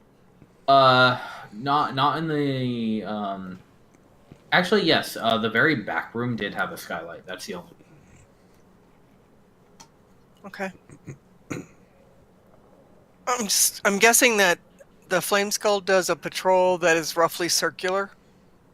It's kind of habit-based patrol. It seems to be, yeah. Based on what Nimbus is telling you all, it seems like the pattern that was underway last time, where it seemed to just be going in a loop around the whole manor, has been kind of interrupted in parts, and it kind of just like randomly does other stuff sometimes. So Okay, the actually, random is the more dangerous. after a bit, Vidath will see the flameskull come in here, float around, linger in the courtyard for a bit. Kind of does a loop around the tree here. Okay. And it'll move on. So when was the last time Badath saw the flame skull? Right now, it's seeing it. It's going Where? up into the western hallway. Can you mark it on the map, please? Over here. Okay. All So, right. And, so normally when it comes in to the north from one door, does it come out from that door again, or does it come out from the other side? Most of the time it loops around, it seems. Okay. But All right. So we're looking for open that door, go through the flame skull door. to come into the courtyard and then move to the east and head north, and then we can move into the courtyard and wait. Right. That's my thinking anyway. So. Yeah. So the flame skull has just gone through the northwestern door. Right. So All right, we should move. This would be a time to move. Yep. So I'm gonna do. Do you want to do this with initiative? You're not in initiative. Or should we just position ourselves where we're gonna be? You think you have probably a couple minutes. Okay. If you're being safe about it. I should position myself about here. Let's see. Oh yeah, I can't drag myself in there. Is it blocked? Oh yeah, the door's closed. My bad. Let me fix that. There you go. Thank you. Yeah, I forgot I had closed to that lighting again.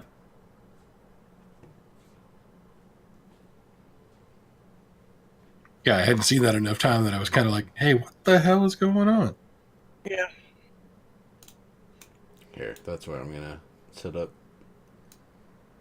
Okay, so Mont'larin, you need to pick where you're gonna try to tank this thing, and I'll set up the healing spirit there. He's gonna come out of that door, so I'm thinking if I stand right next to that door and hold an action until he moves into place, I can then start to wail on him. On the northeast corner? Right. Okay. So can you ping where you're thinking, Mont'larin? Okay, that one up there. Okay. So Yeah. Which way does that door open? All of the doors swing inward from the courtyard. Okay. Yeah, in that case, right there. But as far as you've seen previously, and as far as Nimbus is still reporting to you, it seems the flameskull has the power to some sort of telepathically open these doors and close them. Right. I just figured he could port right through them. He does it. He does it in a much more mundane way than that. Okay. Yeah, he just uses mage hand to open and close them, right? Alright. Did you open it up here? Let's see. Yeah, that door is now accessible. Alright. And where's the flame skull? Well, I assume you guys are basically like scurrying into position right now, right? Yeah. Yeah. Okay. I would like to surreptitiously touch myself though. Okay. Wait, what? Cast heroism. You are imbued with bravery. You're immune to being frightened, and you gain some hit points at the start of each of your turns. Wow, that's cool. Okay, so that is gonna be tough for Nimbus to get to, and so I'm kind of looking at putting the healing spirit. Oh, don't worry about me. It'll be fine. About hey, there. Does that work? Serb? Yeah. I noticed looking at my character sheet that I've only got 10 points in my lay on hands pool. That should be 15 though, right? It should be 15 now. Yeah. Yeah, all right. I'm gonna fix that. Okay. Oh yeah. I wonder if that's something that you have to. Yeah, you've got Paladin 3 set up in there, so that should be correct. Okay. Cool. I just figured that's gonna be relevant in a second. So Yeah.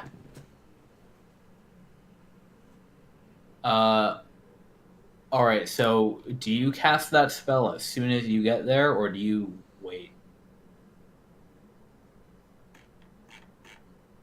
You mean who are you asking? Who are you Because- asking? Mont'larin. Do you cast heroism as soon as you get into position, or do you wait a minute? I'm gonna wait until just before I figure he's gonna open the door. Okay. Or if he's being slow about things, then you would see the door being accessed and probably have a moment. Right. Basically, I would want to just maximize the amount of time that I can use it for. So I'm just trying to, I wouldn't. How long does that waste it waiting spell for it. last? It only lasts a minute. That's the point. Oh, okay. Likewise, I would be having Bedath. What's it called? On. Mont'larin, please make me a quick perception check in that case. I'll have the dragon's breath at the ready, so I've expended the spell slot to put it in the ready to cast state, and as soon as I see Mont'larin use his heroism, I'm gonna cast dragon's breath on Bedath.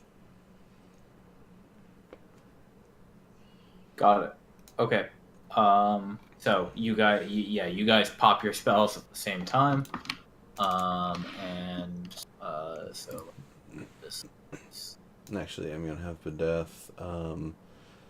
Bedath is let's say 30 feet up in the air.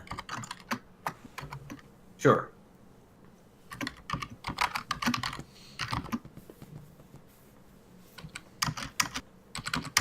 We've got plenty of concentration casters in this party, so there you guys go. We can use that to keep track. Thanks. And go ahead and put here. I'll put concentration symbol. Can't put it on Mont'larin because it's green. There we go.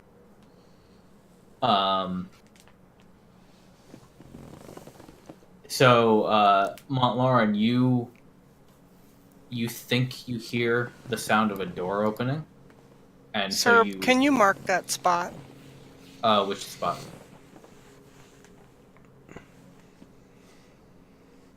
Just with that one. With something. I don't care what. Oh, But that's you will. So here, if you do it yourself, you'll be able to actually control it if you want to move it. So what you do is on the left of roll 20, there's below the pointer and below the or actually should just be below the pointer. There should be an eye, and you should have the draw shape item in there. And then if you hold Alt, you can draw a circle. where it says Yeah, text. Might be yeah. a paintbrush. Yeah, Oh, just pick okay. draw shape. Yeah. So pick draw shape. You could pick whatever. I think you could pick color, and then you hold Alt and just drag a circle. And then if you go back to the mouse pointer after that, then you can select that item and move it around freely. It's good enough. Does So that that look good square is where I'm going to place Healing Spirit. Okay. Yeah. And then if you want to move it, you could just drag it. Okay. Cool. All right then, and that until the spell ends. Okay, duration should not be instantaneous on that one. That's wrong. That lasts a minute though as well, right? Well, I thought it was longer than that, but Let me double check real quick. I could probably look it up. Sir, you and I need to spend some time fixing my stuff. We do. When do you want to do that? I don't know, maybe Sunday or something. Okay, sure. I'll be available. Oh crap. Okay, so yeah, it is wrong. Healing Spirit. 1, it's a bonus action to cast. But 2, it is concentration and it lasts for a minute.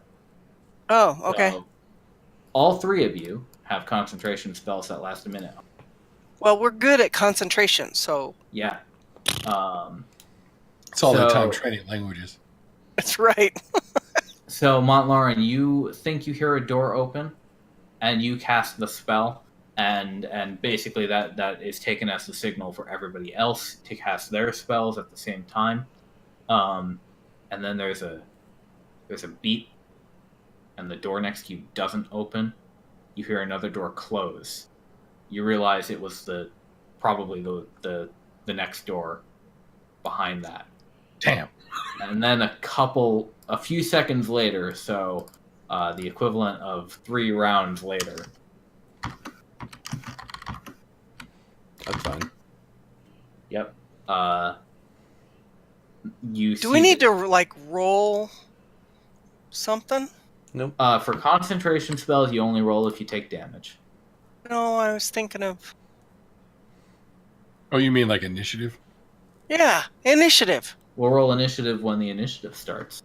Okay. Right now, when the doorknob turns and the door opens, and is there lighting over that door? There isn't, so he's just right there. So yeah. How could I everybody be go ahead so and roll unprepared? initiative. Well, you'd have had a reserved action, wouldn't you? Could be Yeah, as unprepared as me. Oh god, he rolled a 17 initiative with disadvantage. Wow. Well, that's fine. 14. Oh my god, we suck. All right then. Here we go. Yeah, my intent had been to hold an attack for when he came through the door, for what it's worth. But That second one was for Badath. Yeah.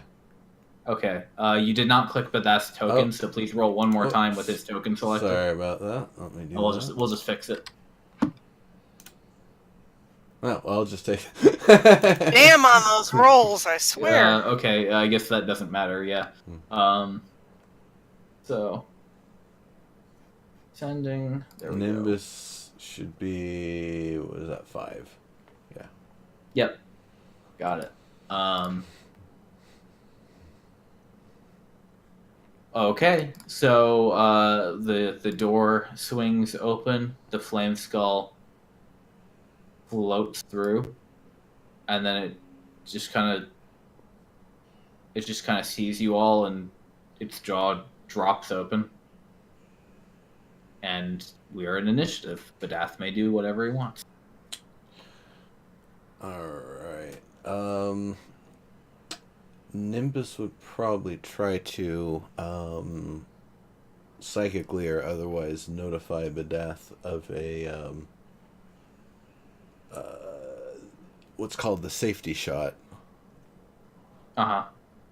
and kind of indicating it. Badath knows where the target zone is, so descending 25. I mean, you've got control of Badath, right? 20, 15, and then the remaining 10, 5. To get within range. Actually, 10 would probably be close enough. It'd be It's a 15-foot cone, right?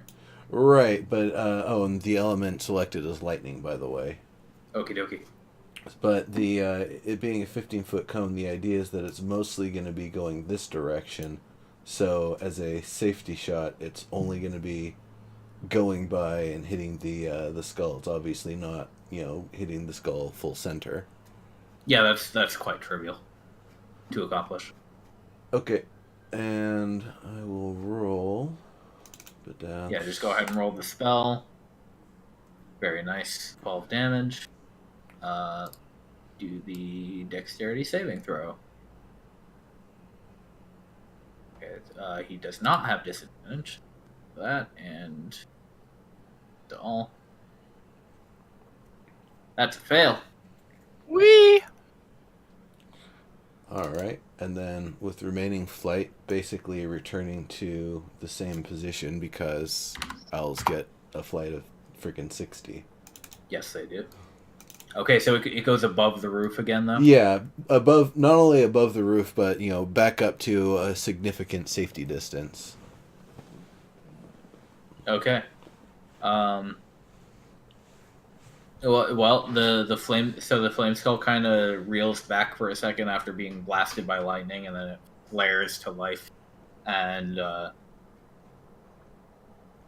shouts, "Invaders! Again! I knew someone would be back at some point." And it will cast Blur.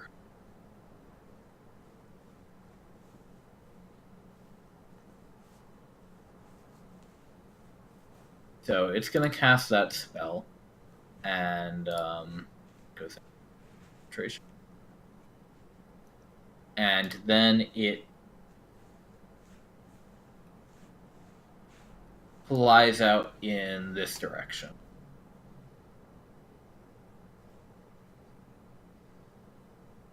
So Mont'larin, it just kind of like zips over your head. Bastard. And now it's your turn. Attack of opportunity. Oh yeah, that's a good point. You can make one. You'll have disadvantage on the attack. Wait, why? Because it's blurred. Because it Because casts he's blur. blurred.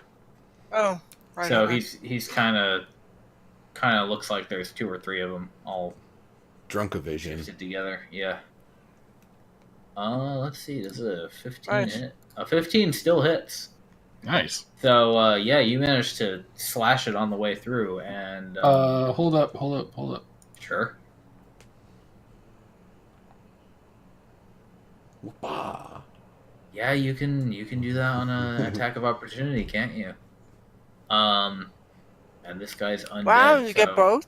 That's Okay, cool. so we're putting that there. Now, I have a question. Does that, for the purposes of counting damage, does that count as a single damage? All of that stuff together, or is that 2 damages? I think it's a single damage. It's a single damage. It just says it does 1d8 extra damage. Yeah, okay. I mean, does it like get tacked onto your slashing damage too, though? Oh, they're like separate attacks. It's like, imagine the sword's carrying the charge. So first you get the cut, then you get the charge. So would he have to make 2 concentration saves? No, I think it would still be 1 attack. It all happens very fast. Yeah.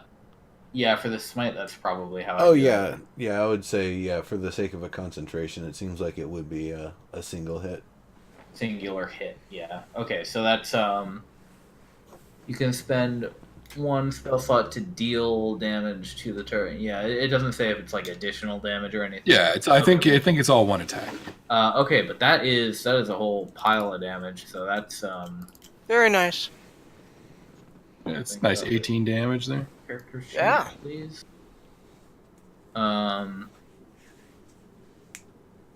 So yeah, you deal 18. And that means he'll still have to just make a DC 10 con save. Let's see if you break the blur immediately. You don't. Oh well. But you do stop it in its path. So it tries. And did to it zip break above its you. concentration on the blur?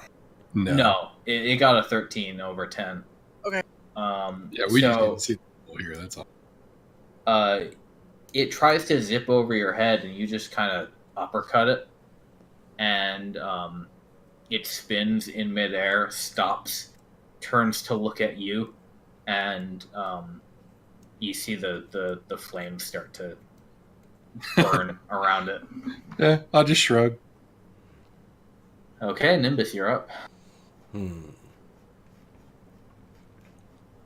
Let's get it mostly into the courtyard, so I try to damage as little of the infrastructure as possible. All right then. Holy crap. No additional effects on undead. He's got a con save. Ooh. Ha! Nice! So yeah, you 19 damage. Holy pop shit. the shatter adjacent to the flameskull, and it obliterates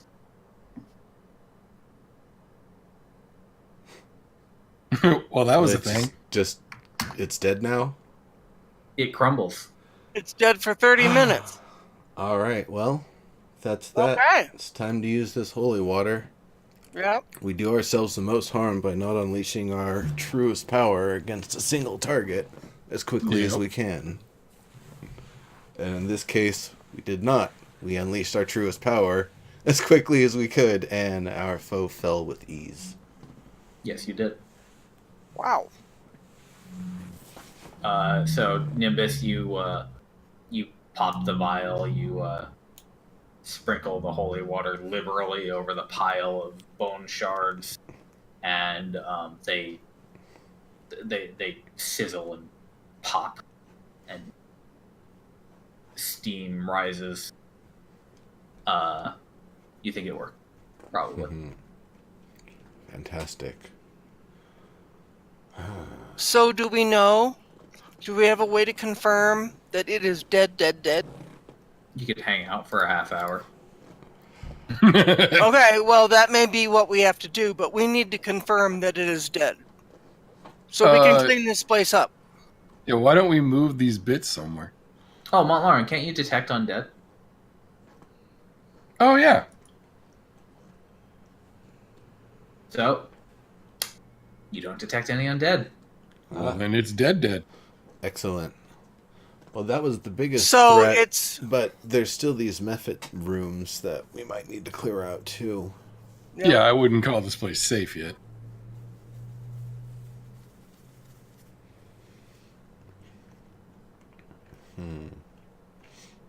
Well, there's a few of them. Shall we go to the one down here? I guess at this point, how much time has elapsed? It's probably been a couple of minutes. We wouldn't be like, dunk it and run like we're mashing through a. Oh, I Co-op mean, game. after the thing falls and you sprinkle the holy water, that was like 2 or 3 turns probably. So not too long. You're coming up on the end of all your spells if you're trying to end them. Yeah, I would Yeah. let it end anyway. Yeah, no, that's fair. Okay. Well, then that being the Get rid of your case, little token thing. let's Oh, I have a great idea. Might require some damage, but those giant water kettles, if we drag, that's a lot of busting of walls. If we drag those into the room with the teleportation circle, those would probably be enough to block it. Oh, interesting. Yeah, likewise, we could probably cut these trees. That's true.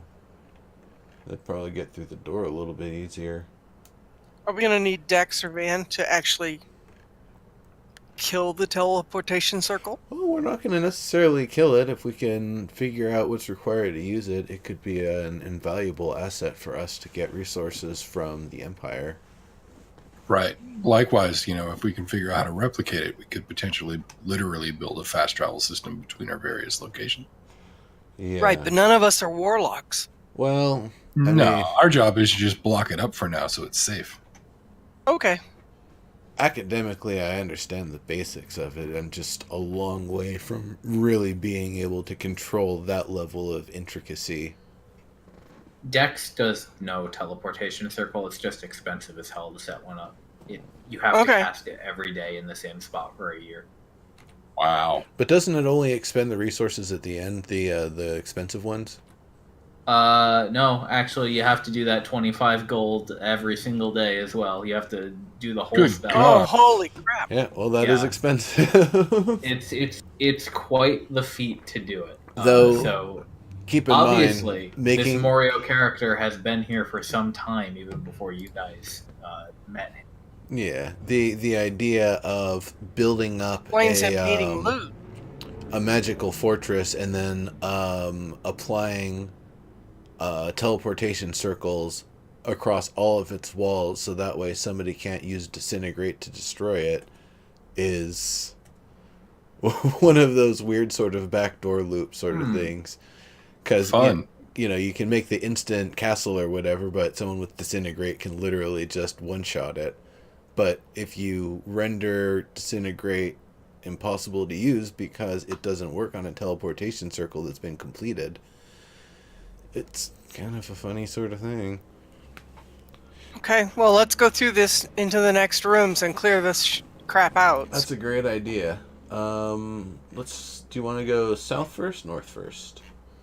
I'm right here at the north door, so I would just walk right through All it. right, makes Okay. sense. This room is empty, I assume, sir?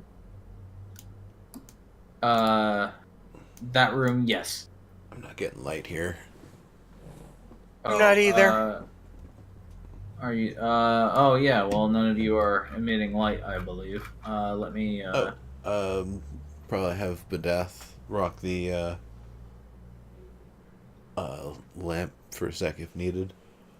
Or Naia, did you want to pop your usual torch thing?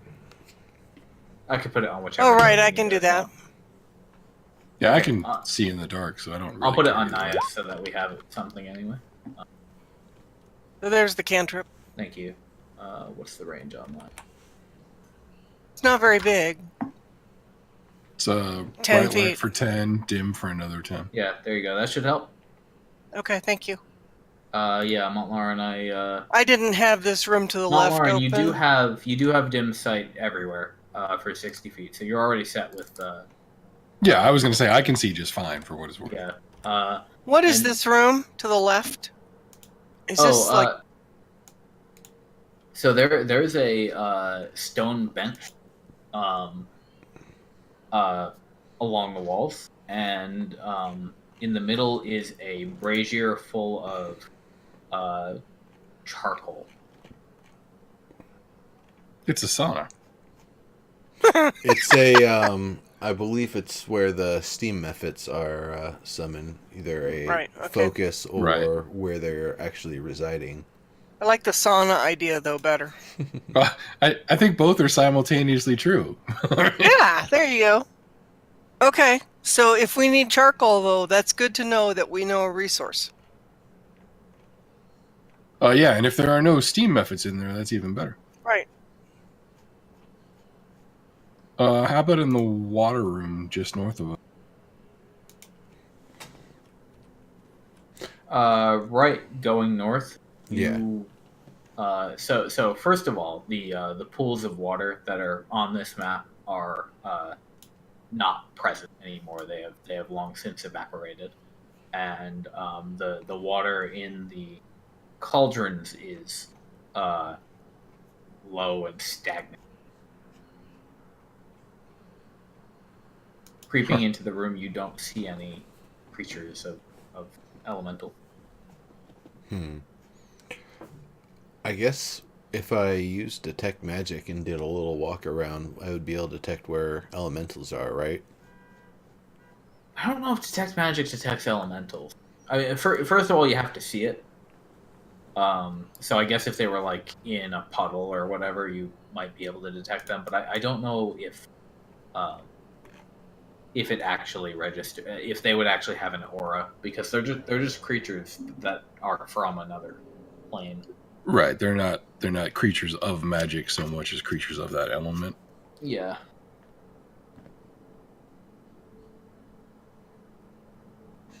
Anything in the long room? No, and in fact, the secret door here is already open. Well, we kind of did that. Well, it Oh means it yeah, but hasn't you been- used the hasn't been correct opened. lever, so presumably it could be closed again. Whoever opened it last left, Right, okay. Got it. and yes, the circle is still very much there, intact and all.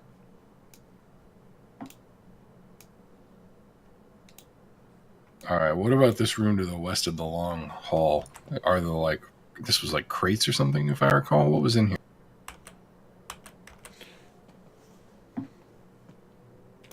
Yeah, it had been restored. Yeah, it was like supply storage room or something. before. Yep. And at this point, all of those crates that were there are burned They were eaten. Burned.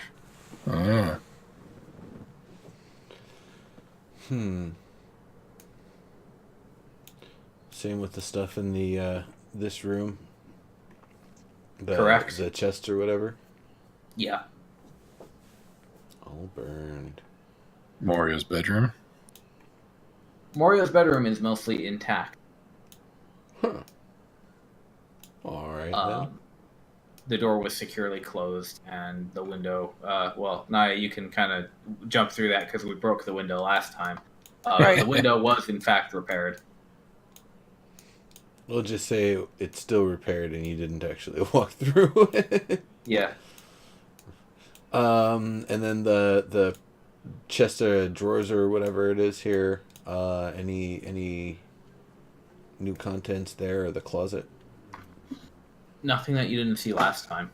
Well, Elvis Talver will be happy to know he has more clothes. Yeah, right. Not really any. You guys patrol around the whole keep, and it is We have a locked door down here. dead quiet. Oh, sorry. Let me take care of that. Doesn't need to be locked anymore. Thank you. Neither does all the way down. Spatially. Yeah, the place is dead quiet. There's nothing here.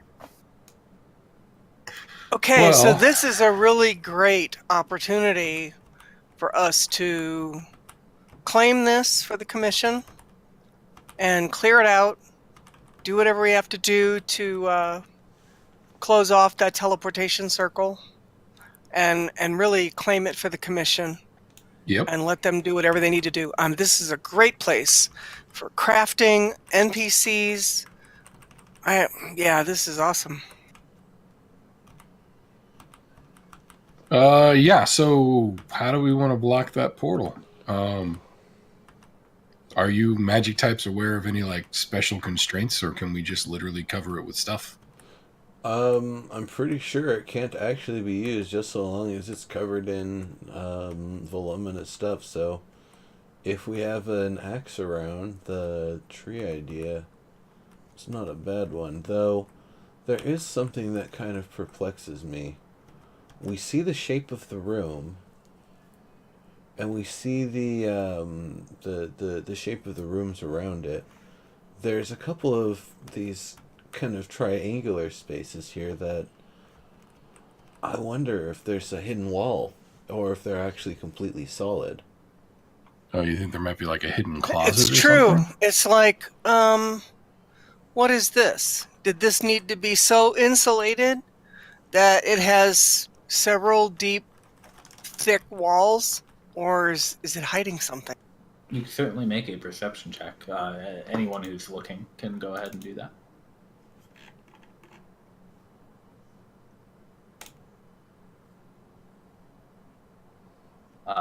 The two of you kind of run back and forth along these walls and on the inside of the teleportation circle room.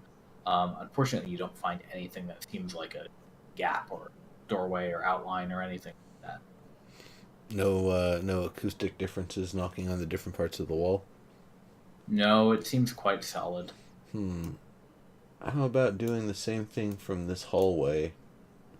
Yeah, I was counting that as part of the Okay. check as well. Yeah, you guys would have taken a minute. I don't know enough about teleportation magic to understand, but is it possible that kind of magic requires stone walls a foot thick for protection or defense or something? I don't know if it's that so much as it might actually require it to be in a certain shape to actually work as a proper focus. So, I see what you're Nimbus, saying. what you know of teleportation circle, the spell, is that the sigil is inscribed, the circle is created, and for permanent ones, people who cast the spell from anywhere, if they know the sigil sequence, will appear on the portal, or they will appear within 5 feet of the circle, or if one detail you know is that if for whatever reason the circle is occupied by, say, like a group of people using time, generally the spell will dump them into the nearest safe location. I see. So we would have to basically block up the entire room to get the effect we desire. You think that might do it? Can I get an Arcana check from you? Yeah, and this is something I would have discussed with Dex and possibly Van as well ahead of time. So there's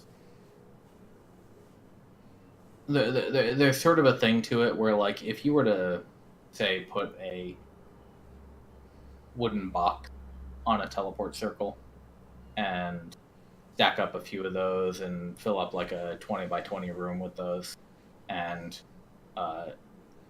say you've blocked the teleportation circle.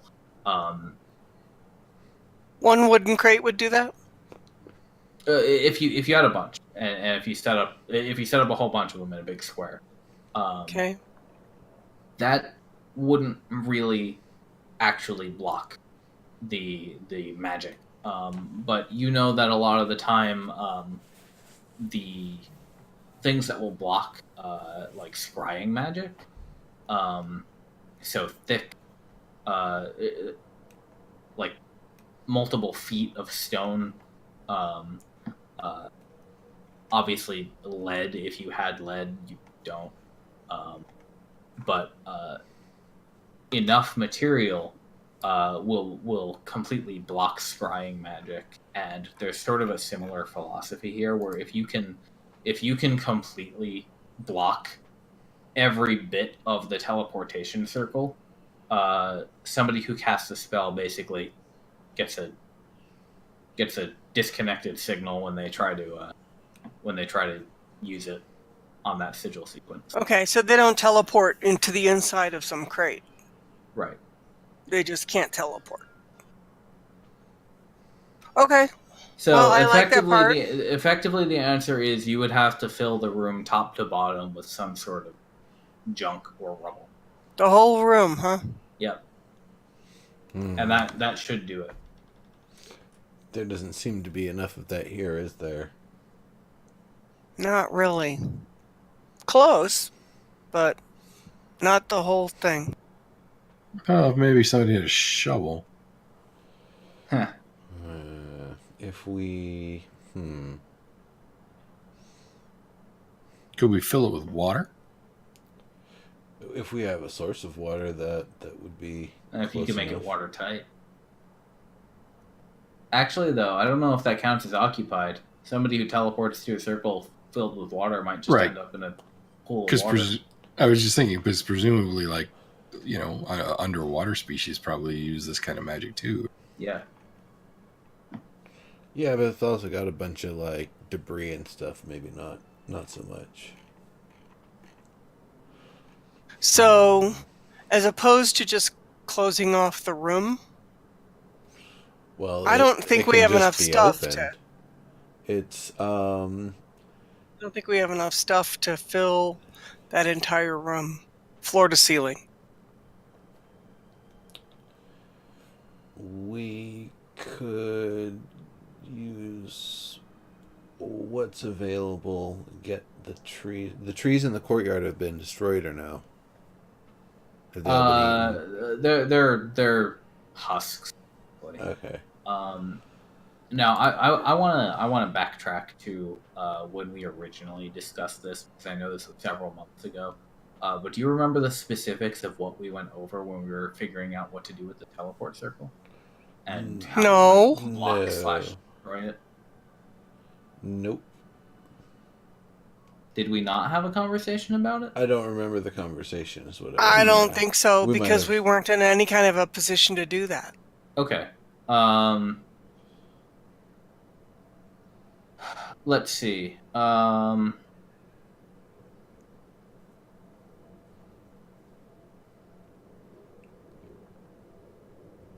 In that case, take a look at the teleport circle spell. What do you guys think?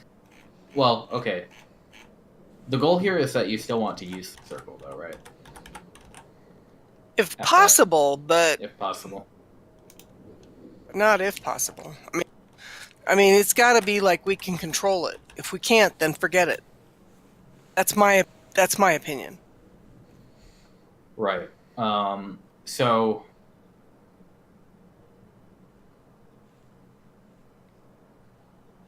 there would be a couple of ways, and I am simultaneously doing research on this because the spell itself is vague. There would be a couple of ways that you could potentially completely destroy this circle, should you wish it. Now, I think we might have gone over this, but I think I might be backtracking on this.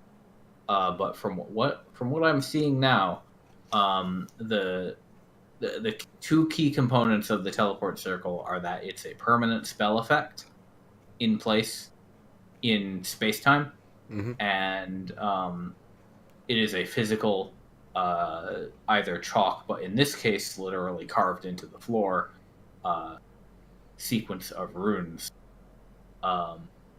If either of those were to be disrupted or dispelled, the circle should not work anymore.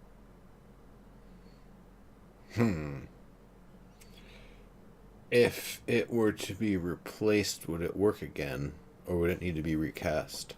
You would probably have to recast it, because at that point you'd be like realigning the sigils with right whatever the magical structure of the universe is.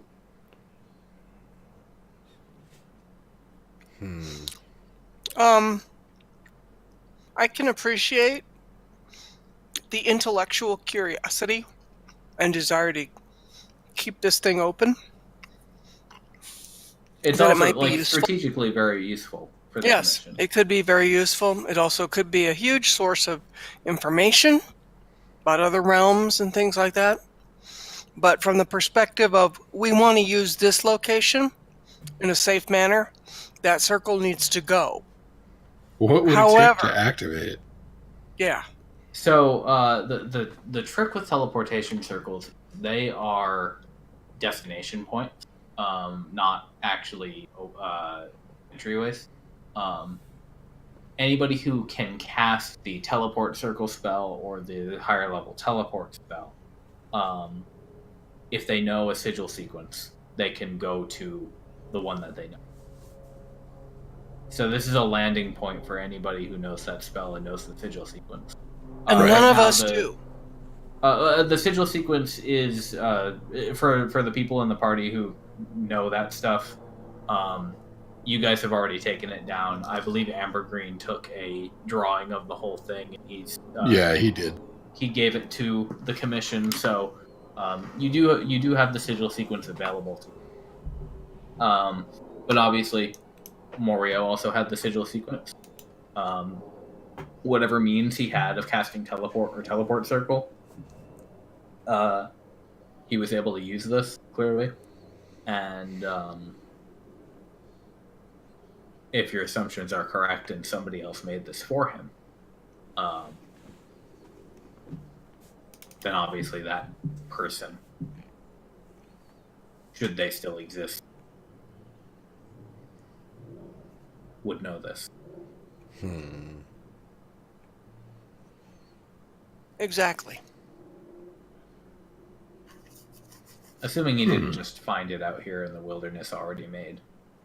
I'm going to guess that the higher ups, above my pay grade, at the commission, will determine that this is just too potentially useful to kill it. Which means we need to find a way to fill this room full of crap so that it cannot be used until somebody above my pay grade figures out how to make it useful, or... Actually, Naia, there's been some muttering about it, but the Brigadier is of the opposite opinion. She doesn't like taking unnecessary risks. I don't either. If there's a chance that somebody else, an enemy of the Commission, could use this thing, especially if you are all trying to make this a safe house and camp, she would rather see it removed than possibly used for your own good. And I'd agree. I mean, I'm totally on board with that because we are looking to make this a safe house. But I understand also the intellectual curiosity that wants to leave it open and available and useful. So, Hey, sir, Yes. if I were to strike the sigil sequence in the circle with my longsword, Mm-hmm. would I eventually be able to chip it out, and would that dispel it?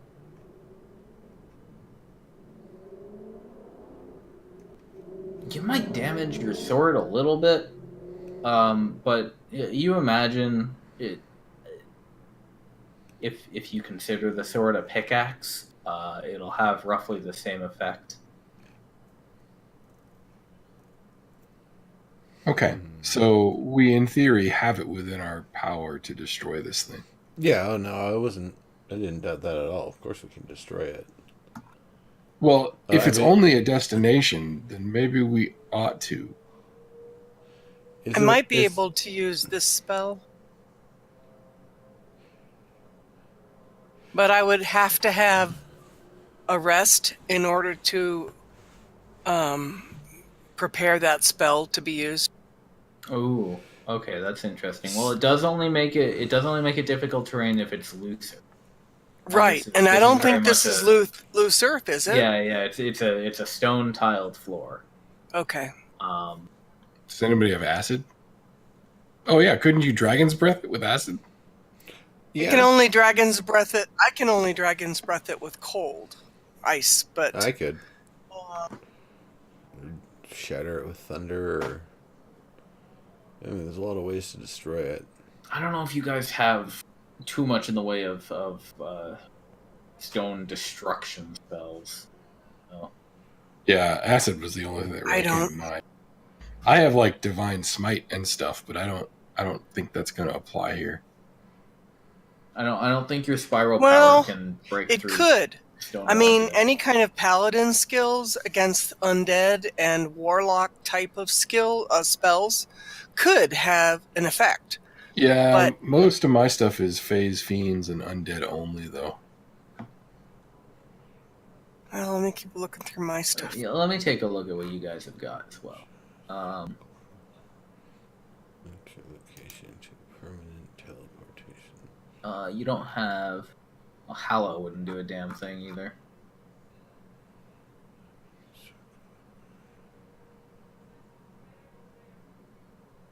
Naia, do you have any animals that are good at destroying rocks? Not off the No, top of my not head, sure but you let me do. look at them. 1243. I don't have much that's Dog earth. is barking.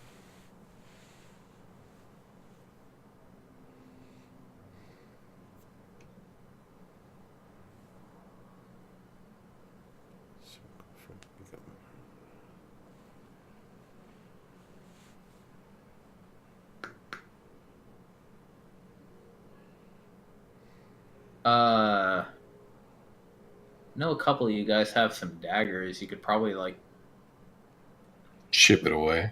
sacrifice a dagger as like a chisel. Well, I mean, I can keep repairing it as it gets damaged. That's not a problem. Oh, yeah, you have mending. Yeah. Let's see. Creature made of non-magical object that isn't being worn or carried. Is the area around the teleportation circle, like the ground that it's inscribed upon, considered non-magical? Yeah. Oh, well, I could just cast Shatter and obliterate it. Well, I don't know if it obliterates. I thought that was for things on the ground, not in the ground. Oh, it's a You could do like 20 damage to the ground, basically. When I rule destroying structures of like stone and stuff, This is mostly estimation based on stuff I've done before and a couple of rules I've looked up for hit points of object. Usually, something like a building will have, like an entire building will have a couple hundred hit points. If you're just talking about like a section of floor, it'll probably have upwards of 100, at least 50 hit points. Oh, I mean, at the very least, I could just use Dragon's Breath with acid and melt it. Just sit there for 10 turns, just blowing acid at it. That might have an effect on the. Yeah, that could work, but it might take all 10 dragon. turns. No, Well, if you want to try, I won't stop you. I don't really have anything. Well, yeah, I mean, let's try it, but I'll take my dagger to it if that's what it takes.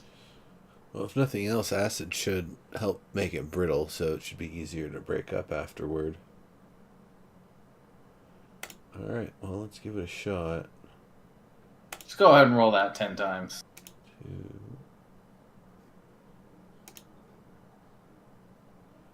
3, 4, 5, 6. A lot of good rolls. Yeah, for sure. 7, 8, 9, and 10. Out of curiosity, who's casting this? Or who's breathing the acid? Oh, Nimbus would be doing it to be very controlled about it. Okay. Everybody out of the room, of course. You pause between breaths only to breathe back in.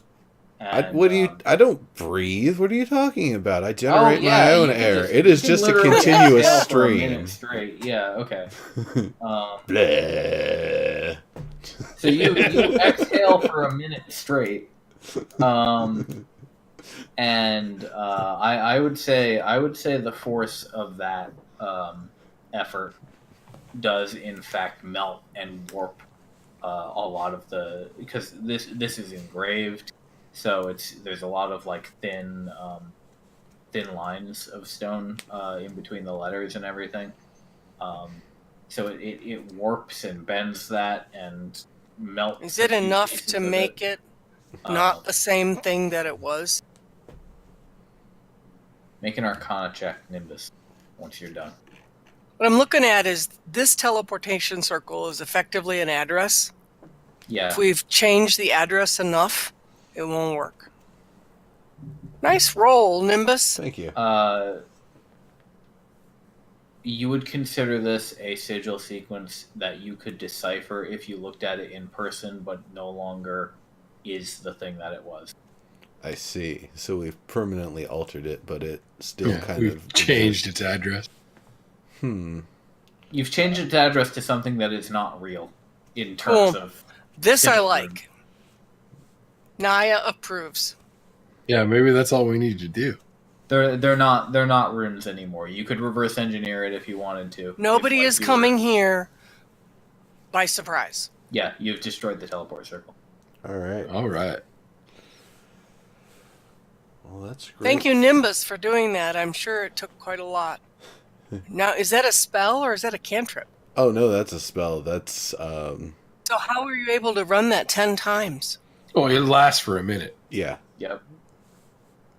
Yeah. I see. Dragon's Breath is super powerful. The idea is, clearly a wizard's not going to last a whole 10 turns in the midst of it blasting a cone without something. I was just looking at, I need to roll a wizard if you get 10 spell slots, because I don't get that. You can get Dragon's Breath too, can't you? As a spell? I have a different kind of Dragon's Breath as a druid. No, but I think you can get it as a spell too. I don't think it's on the druid list. No. Is it? No. Oh, okay. Maybe it should be if you're able to do it naturally. Waka waka. I don't know. That's No, they can't unless they're a dragon. Yeah, it's a racial skill, not a druid skill. Yeah, no, that makes sense. But yeah, it's that it lasts an entire minute and then It's a sorcerer and wizard spell. scales if I want to put more spell slots of a higher level into it later. Well, that was pretty awesome. Also, Yeah. far simpler than anything else that we looked at. Okay, All right. so now this place is cleared out. The flameskull is perma-dead. The teleportation device has a bad address, which means that we can now use this and offer it to the commission for some other purpose. Correct. Yep. Yeah, well, we Sweet. might want to mend the front door Yeah. just to discourage any, squad. A combination of that and in case some looters do come by, for Albasaver's take, I'm just gonna grab all of those clothes right now. We'll just bring them back on the Good disc. idea. That's funny. Sure. There's a modest pile of robes and stuff that you're able to collect. Fantastic. Anything in leather? No, seems like he was very much a silk man. Yeah, and he was pretty small, so I'm sure there's nothing Yeah. that fits. Speaking of leather, Oh, definitely nothing fits Naia. Yeah, you could wear one as like a scarf. the scales off of Morioh's mount have probably been prepared for making an armor for you. I remember Oh, nice. only the head was being kept as a trophy because otherwise it would have taken up his entire trophy rack with just one kill. That's not going to be the biggest thing he kills if there's anything to the task he's doing here. So Right.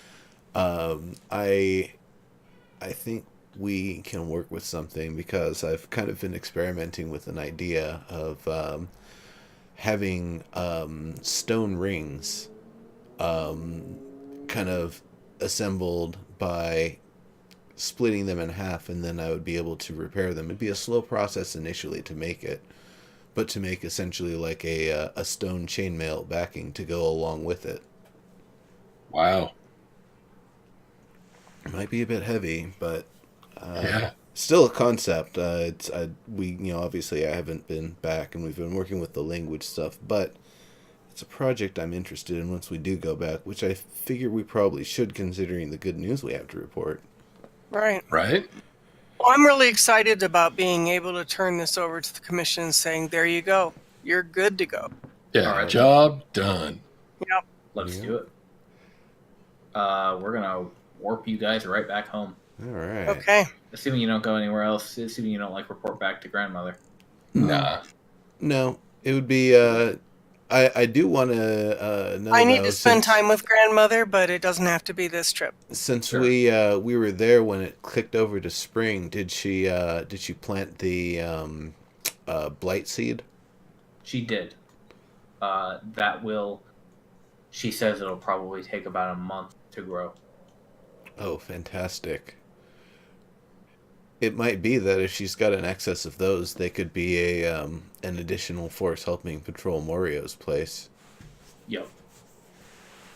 And Indeed. Soriana still does have the one of her own that she's holding on to.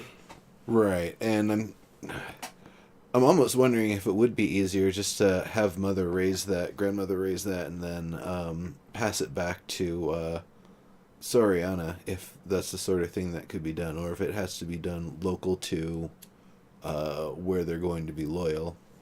Yeah, we will see. We'll see how she does with that one. Yeah. Oh, that shambling mass. We never take care of that. I don't know if we need to, though. I guess we can just leave it. Well, It hasn't bothered anybody. yeah, if it's so staying far. put, it's fine. But, so yeah. Back to... So you guys make your way back over the course of a few days.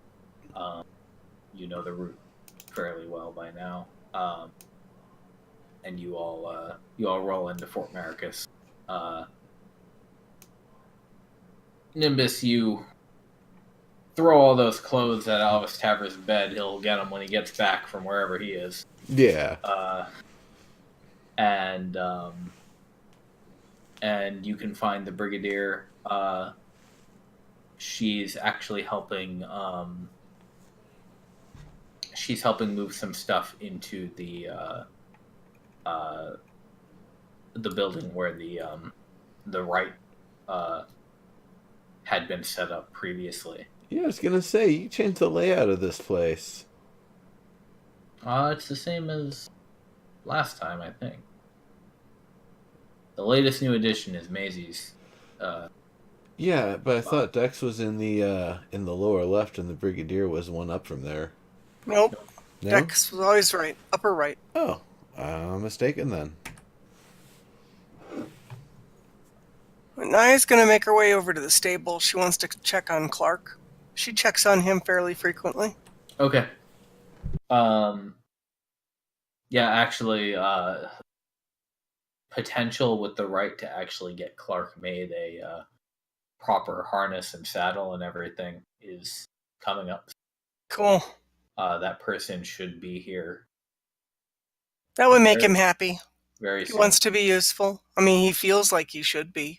Yeah, He doesn't see anything wrong with his situation. he's a horse. That's right. A horse is a horse, of course, of course. Even if his name is Clark instead of Ed. Yeah, and he's skinless. Details. Details. So I would just report back to the Brigadier and Yeah, just let her same. know that mission Job accomplished. done. Yep. What of the keep? Was there anything you were able to handle that skull creature? Yeah, we took it by surprise, and sure enough, the holy water. Permanently deaded. Yep, holy water disintegrated what remained of it. Unlike the last time, where it was sure to rattle back to life on us. So that Fantastic. was quite successful. Also destroyed the teleportation circle so that no one else can use it as an address for visiting and surprise us. Yep. So we should be pretty Seems safe wise. to put up a new obelisk over there and start to use that for extended infrastructure, since it's in pretty good shape. Good. And you believe the keep is quite safe now? There were the rooms that the Mephit either were in or had been summoned in, and I doubt that that's going to give you any trouble, but we should probably do one final sweep of all of those just to make sure there's nothing lingering. We found nothing there when we checked. Yeah, nothing sprung out Evidence and of came them to us. was long gone. Any water around for summoning the steam methods had long since evaporated. I'll have Van assemble some bodyguards for the group that goes there next. In that Yeah, case. I think you're okay. But better safe than sorry. Indeed. Yeah. Well, good job, everyone. This, I think, having a site north will help us move quite a bit quicker. I expect we should be able to get that new obelisk up by the end of the month. Excellent. Dex has already begun working on the enchantments of the core focus piece. Excellent. The three of us were talking, Brigadier, and presuming that we have the expedition's permission, we were thinking that next time we go out, we would like to find the woman who originally contacted you all so many months ago in the forest. Yes, Tilda. Sorry, it just occurred to me that Mont'larin Yeah. probably has no idea who this person is. He certainly heard Yeah, about that it, was though. your predecessor. Right. Okay, it's a psychic thing. Right. Yes, we are. Our rendezvous with her is a bit overdue, isn't it? It is. I still have the letter and the tracking device. Now that we sounds like we're going to have a location in the north, though. It seems like that's a good beginning for taking on trying to find her. Right. I certainly have no problems with you making that a priority. I think finding out, however, she does live out here in the Redshift zone is, well, that can only help us. If she's worth making an ally of, then I'm more than happy to. I trust you'll all be able to, if you do make this effort, I trust you'll be able to handle yourselves. And Yeah, I don't think we quite know, certainly I don't anyway, know who or what we are dealing with in Tilda.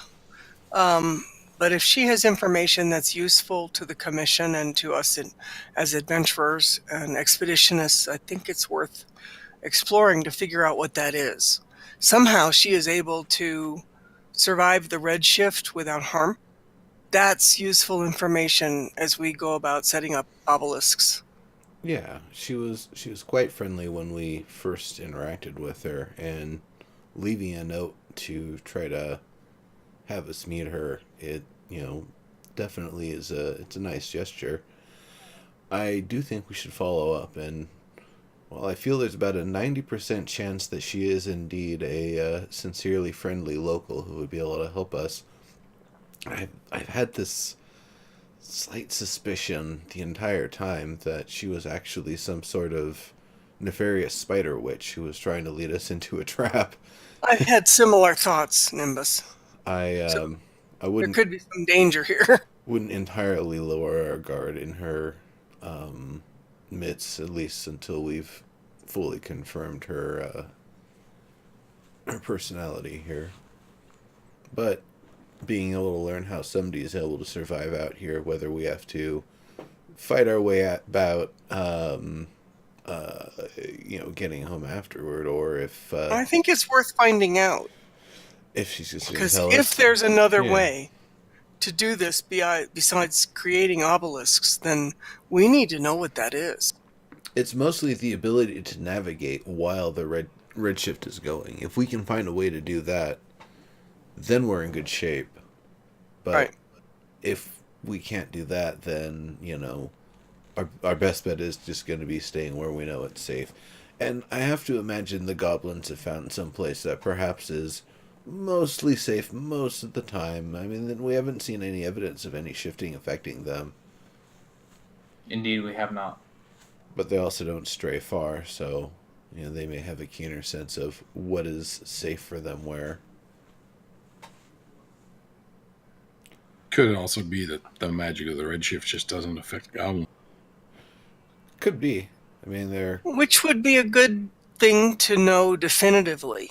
Like, there's going to be True. scientists and stuff who are making records of the redshift. What does it do? Who does it affect?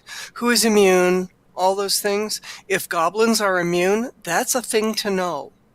And we need to be able to, Especially prove if we it. can figure out why. Yeah. Right. And if Tilda is immune, is she a goblin? Is she one of those that is immune by racial effect? Has she got something else going on? Yeah, she says she has her means. For all we know, she has her own teleportation circle somewhere. It's very possible. Could be she doesn't survive the redshift at all, but just go somewhere else. That's a good point. Right. Yeah. That's definitely outside of the box thinking. If she knows the timing of it pretty well, there could be an entirely separate plane that she enters and just waits it out there. Yep.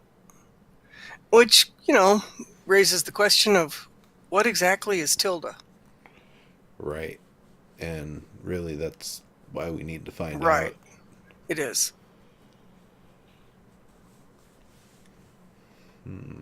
I wouldn't mind finding some improved armor or weapon. I have had nothing. No improvements since we started out on this adventure. At the same time, I'm not very rich, so I will have to check out what's available from the supplier and what's worth it at this point. We should actually probably check in with Pontus then and see see if those scales are ready to work with, and if he is ready to try to work with my harebrained scheme of getting a little bit of stone as the backing and some of the part of the defense for your dragon scales here. Certainly Alright. willing to test it out. When you go to Pontus and inquire about the scale mail, he unveils to you. He flips it out on the table. A very clean crimson suit of scales. He says, "Now, this was a good job. Not quite a dragon, so I can't promise you this will have any benefits against heat or flame. But fine scale mail. It should serve any adventurer well for years of work. It'll deflect what you need it to deflect. Whoever wants the scale mail, for materials used, it'll be half the price that scale mail would. What's the AC factor? Let me go ahead and look that up for you. 14. Thank you. Okay, well, that's an improvement over the 12 that I have now. And Yeah, what is the cost? So here's the thing about scale mail. Scale mail. This one will cost you 25 marks, half price. The armor class is 14 plus your dex modifier, but up to a maximum of 2 because it's medium armor. And So 16. scale mail does give you disadvantage on stealth check, as it's a. Naia is kind of Even- too big to do stealth stuff. Even made of dragon's leather? Or Correct. dragon-ish? Okay. Dragonish, yeah. Well, Naia can afford to buy it. It would improve her AC by 2, plus the dexterity of 2. So the thing is, if your dex is greater than 3, or It's anything, let me look here.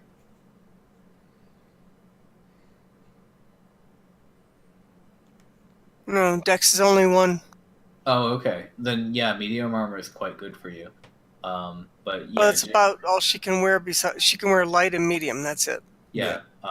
So just you. So scale mail is equivalent to a breastplate, but breastplates are much more expensive. They also weigh a lot less. They don't have disadvantage on stealth. Scale mail is the highest armor you can get before half plate. Also, keep in mind, scale mail weighs 45 pounds. Oh shit! Instead of 16. Yes. Ouch. Well, that's why we have means of carrying stuff a little more easily. Yeah, no kidding. Okay. Well, so does anybody else, before I jump in, does anybody else want? Otherwise, I think I'll speak up. I'm fine. No worries here. I think you're the only one who has a restriction against Okay. using metal, so it really seems that's like it'd be true. a waste for anybody but you to use it. Okay. Naia, if you care, you could always ask around the rest of the group, and we can reserve it for you in the meantime.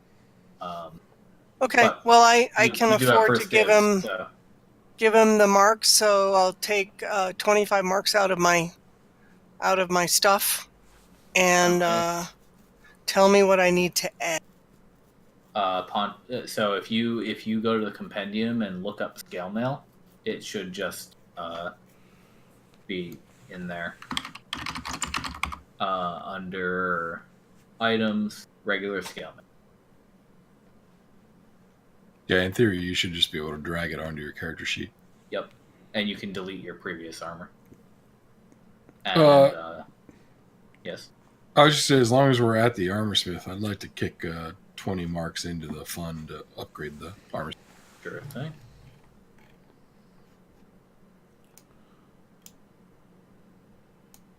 Down to 245.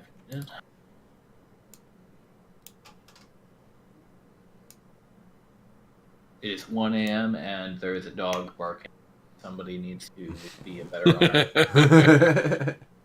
So where do I drag this, Serb? You should just be able to drag it straight into your character sheet on the Okay. main page, and it'll go to the bottom where you've got your leather armor already.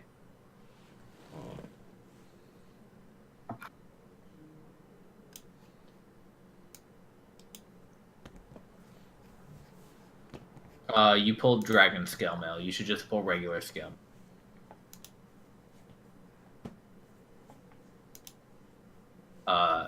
So just for, Scale mail or scale mail plus 1, 2, 3? just regular, Okay. plain old scale.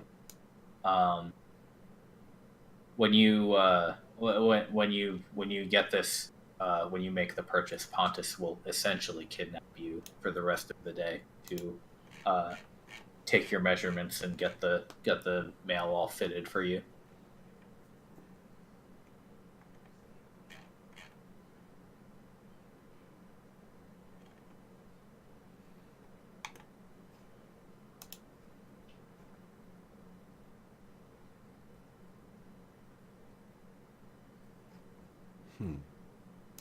Was there anything else you all wanted to do before we wrap up and do XP and everything?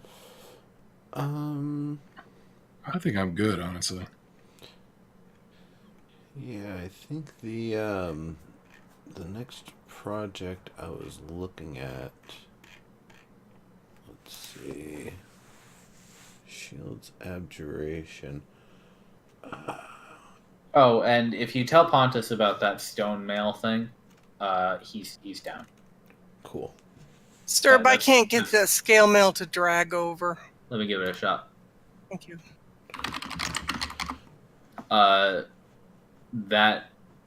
That stone mail thing will be a downtime activity. Right. So there's There you go, Naia, got it. how many marks do I have? 17. We'd probably be getting what, like 10 from this? You will be getting 15 each. Okay. Would it be possible for me using my evocation wizard learning skills to pick up magic missile from Dex for 25 gold?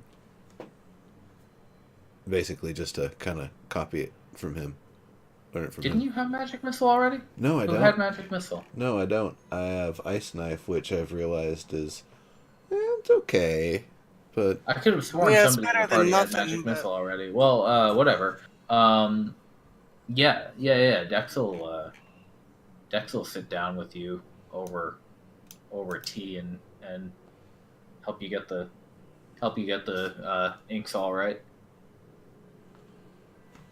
sweet. So we got 15, and I am expending 25. That's gonna 25 per spell level, right? And then it's half. It's half for spells of your school. I think it's 50 per level and half for your school.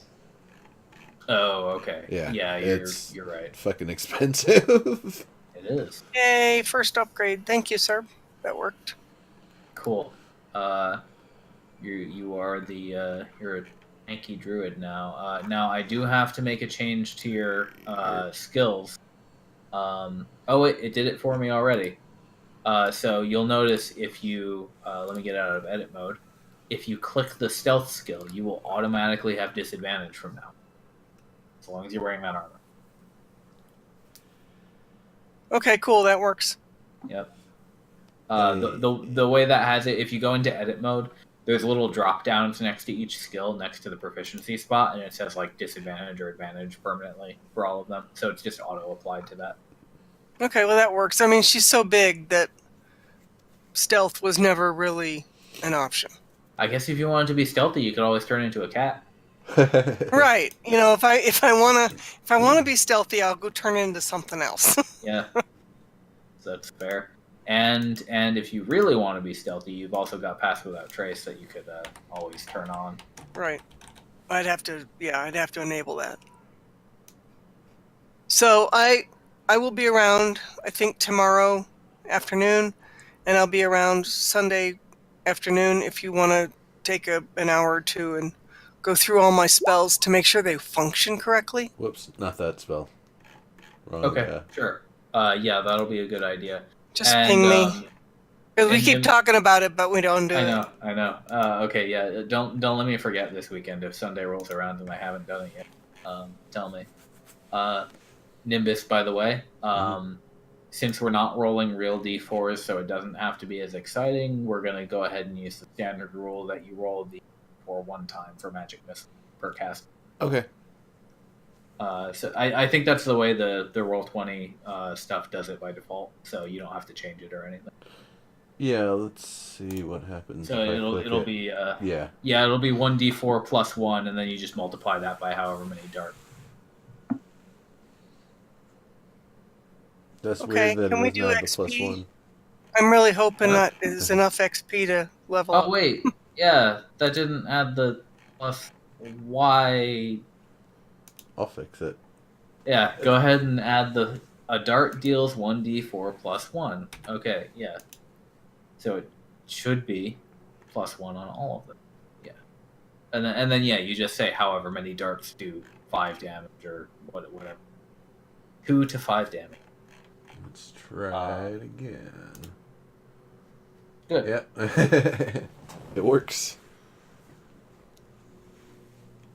Well, you know what? I think it might be a great time for. Right before we finish up. Oh, and I'll give you the XP. So everybody get 450 experience points. Yes! I leveled up! Nice. Congrats.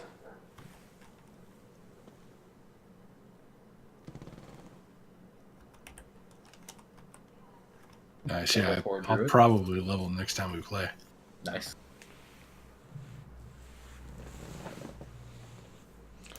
Catching up.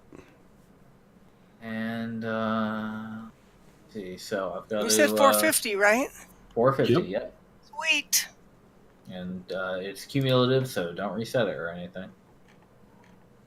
So what's the points for level 5? Well, I guess we can 65. look it up. 6,500. Do you want to level up right now, Naia? I'm doing it right now.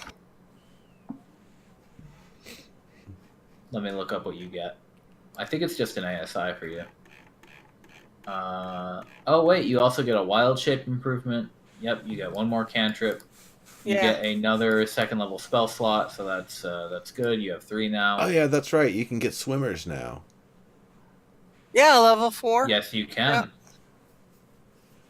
Swimming monsters. You Cool. can dolphin ride us all across to that Okay, magic so the island. XP just updated. It took a minute.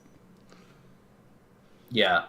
And Oh. the last thing you get is for your spell casting.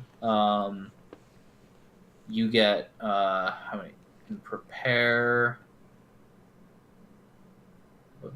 Choose a number of druid spells equal to your wisdom modifier plus your druid level. So you get to prepare one more spell now. So out of all of those that you have, go ahead and pick one more. And you get an ability score increase. So you can increase any of your ability scores by 2 or 2 of them by 1, the big number. So if you wanted to get wisdom up to 18, you could do that now. If you wanted to get dexterity up to +2 for whatever reason, you could do that now. I would recommend wisdom because it's your spell thing. Or if you wanted to forego that ability score increase and take a feat, you could do that instead. Also, don't forget to roll No. health.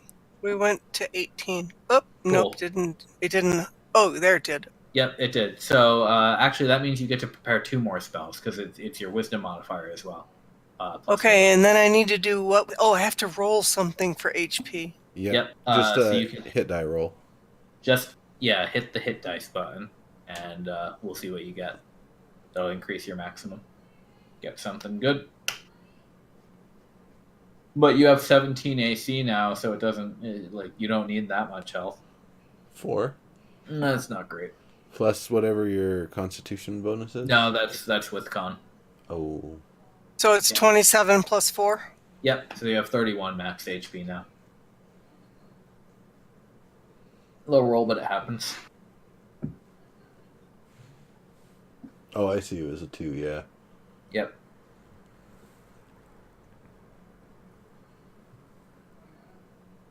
Okay, that's updated. I've added guidance to cantrips. Yay! Yeah. So I finally...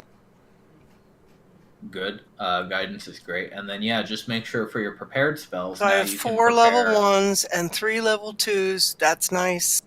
You can prepare 8 spells total, plus those 2 you get from your circle.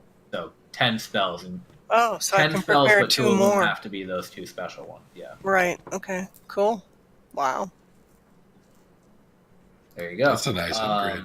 Yeah, 4's pretty good. Yeah, for I was druids, really isn't looking it? forward to 4. Yeah.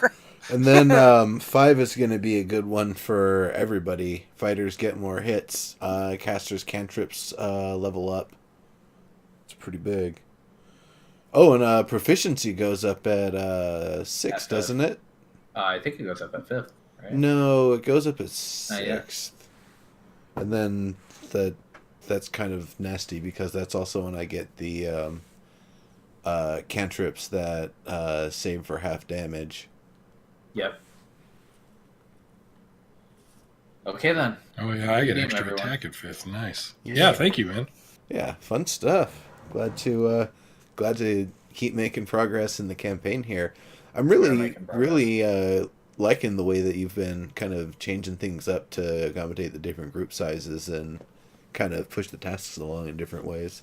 Yeah, Totally. it's gotten a little bit better instead of going for like the 5 group to 6 person size and waiting on that. I like the idea of doing 2 person. I went ahead and did a solo session last time. It worked. Solo sessions are a little bit tough, but I don't know if any of you ended up watching the video that we took. Yeah, it's posted on the playlist. Yeah. Once you get into the swing of that, it goes okay. Obviously, we have plenty of NPC friends who can join you, and so there'll never be a real solo session. Right.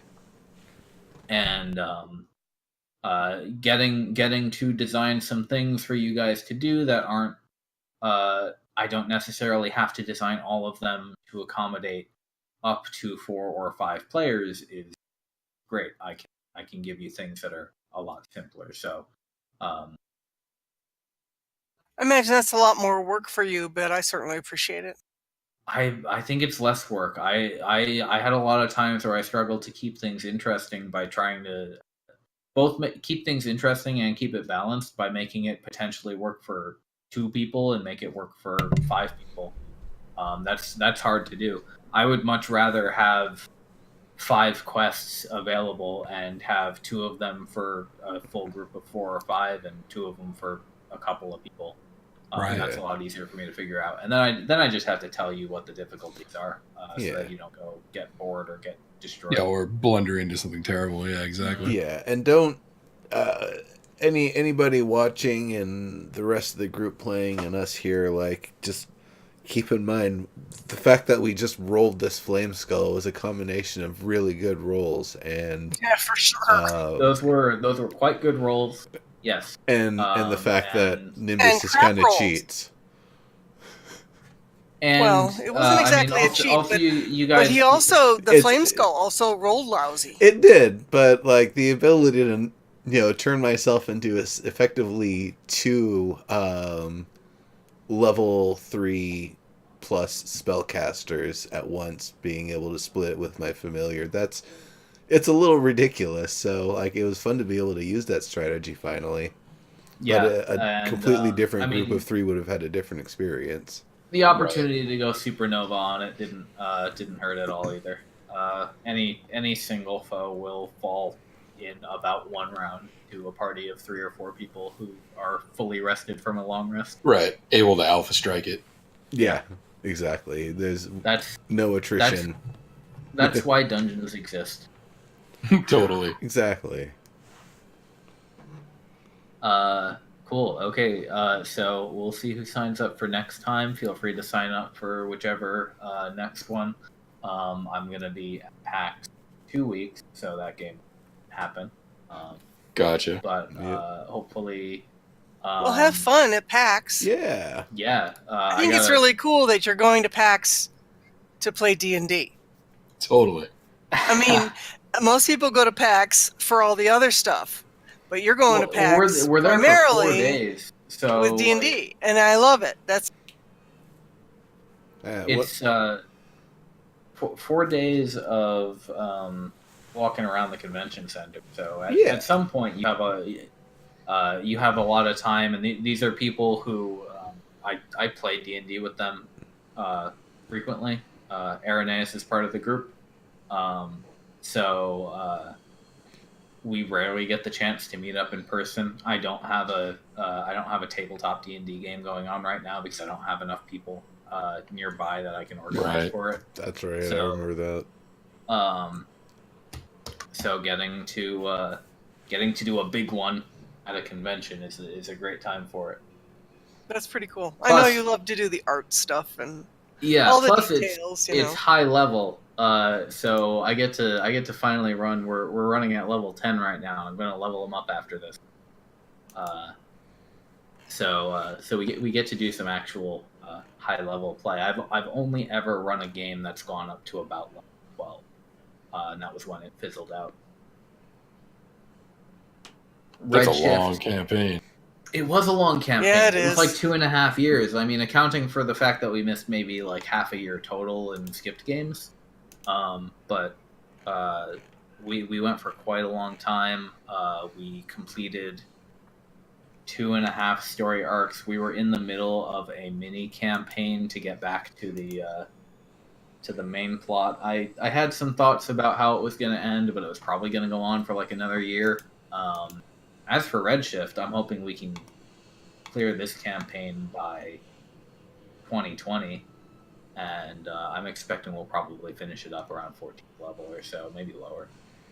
Nice. Okay, cool. Not going all the way to 20, unfortunately. That's a little hard, and there aren't enough monsters at that high level. Yeah, that's fine. Yeah, okay. Naia, I'll hit you up over the weekend. Okay, sounds like a plan. All right. Bye, everyone. Cool. Night, everybody. See you, man.